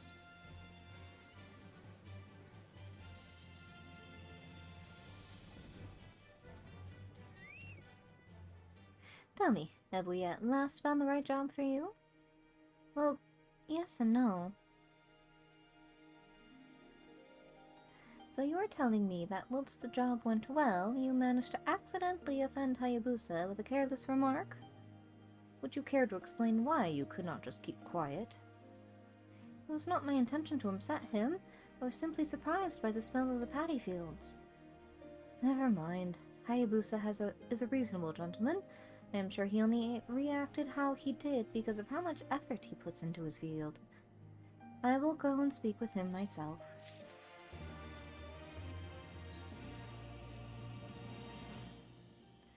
I still cannot forget the smell of those patties. Something is definitely not right with them. I struggle to put into words what exactly is wrong with the odor. I just know that it's not normal. We Lupin have a heightened sense of smell. This is most likely why Hayabusa himself has not noticed anything.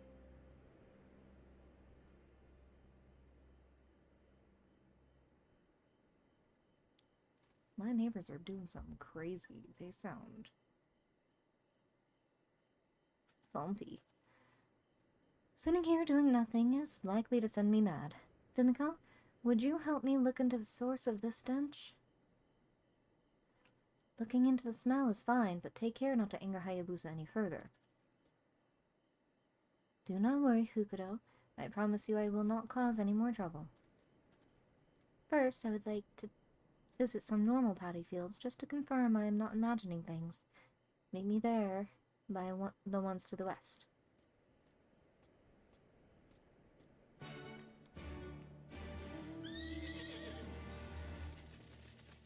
Whew.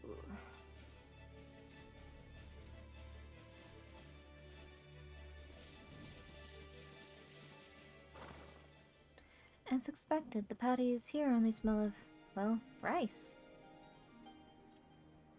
Which leads me to think something's not quite right with Hayabusa's fields. Let us revisit the patties we plucked weeds from.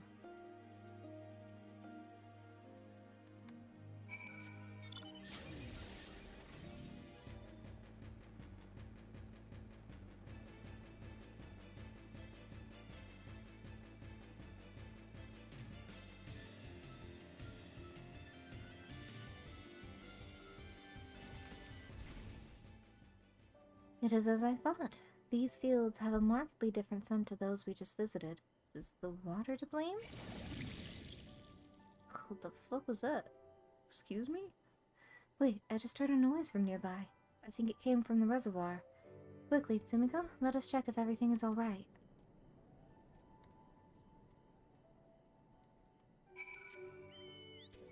Phew.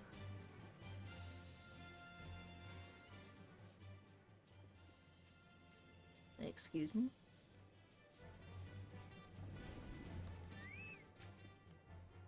What is that foul creature? I have never seen such a beast before.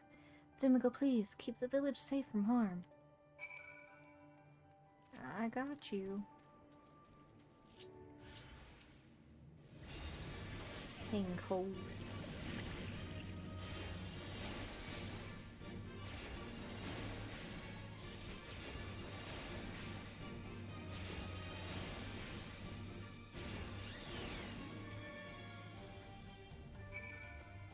Ugly.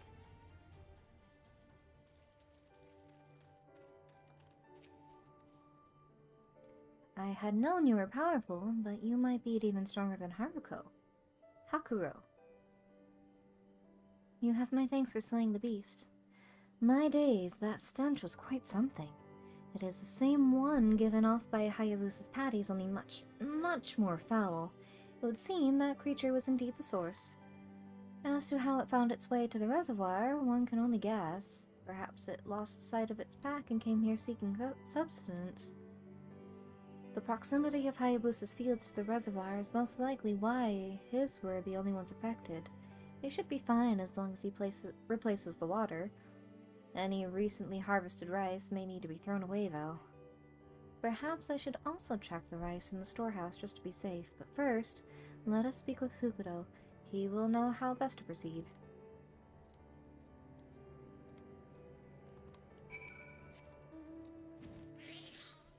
Some dead corals.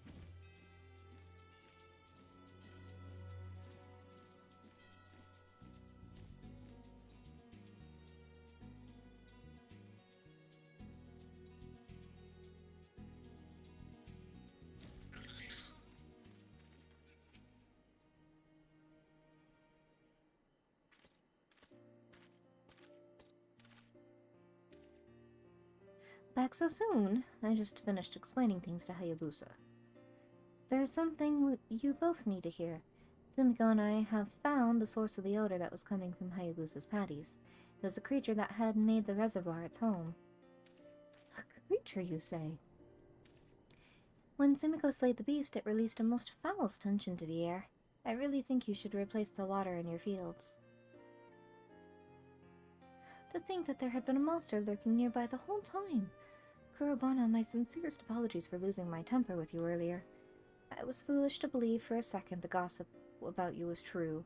You are a fine lad. I thank you for all you have done. I'm just glad I was able to be of service to Namai. Things could have been much more serious had the beast gone unnoticed any longer. Which reminds me, would you mind if I smelled the rice in the storehouse? I'm worried it may have also been contaminated. By all means. I doubt my own nose would be up to the task after all. Actually, Kurabana, do you think you would be up to examining my fields on a more regular basis? If you were to learn the smells of various diseases which affect rice, you would doubtless notice any infections earlier than any of us could. You mean to say I could continue the aid to village? I've never had anyone rely on me before. Never mind a whole village. It is somewhat daunting, but I would love to be of help.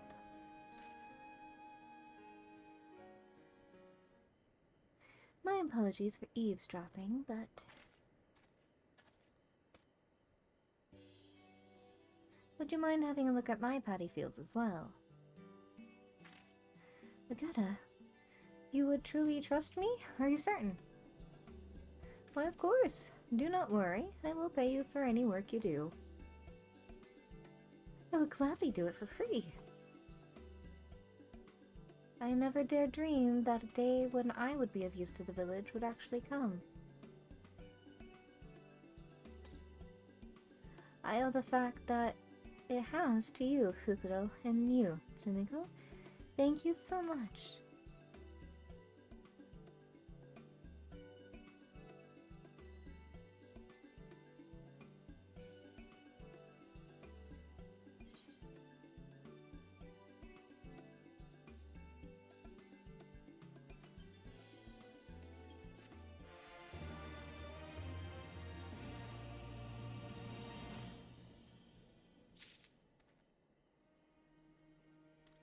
Okay.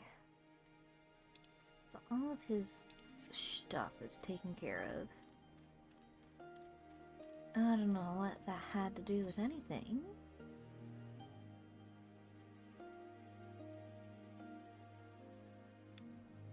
But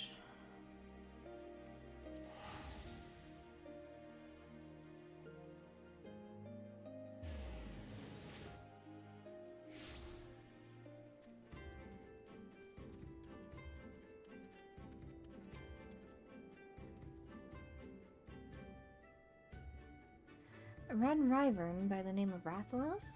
I'm sorry, but you must be mistaken.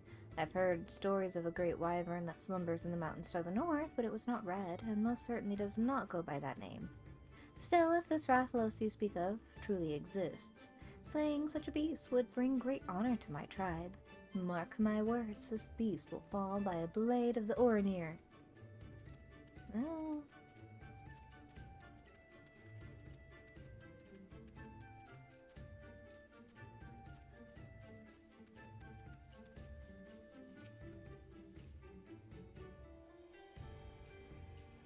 Gargantuan red wyvern. I'm sorry, miss, but I'm not overly familiar with the comings and goings of this place. I only visit on occasion to do a small bit of business. Perhaps you should speak with the Castir, though speak is perhaps not the right word, seeing as they do not. At any rate, you will find none more knowledgeable of the happenings in the Azim Steppes.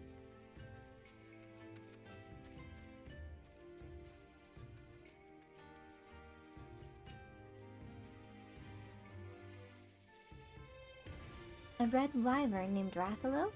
Oh dear.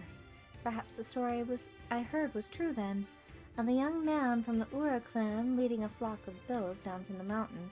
He was making his way to Reunion when a fierce wind began to blow, a terrible howling gale which left him all but blinded.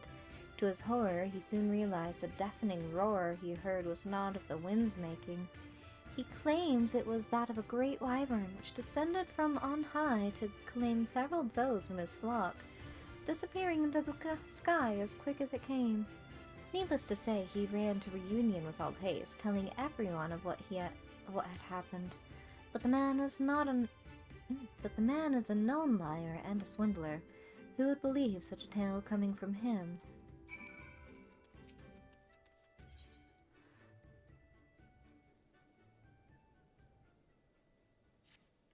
Horrible rain.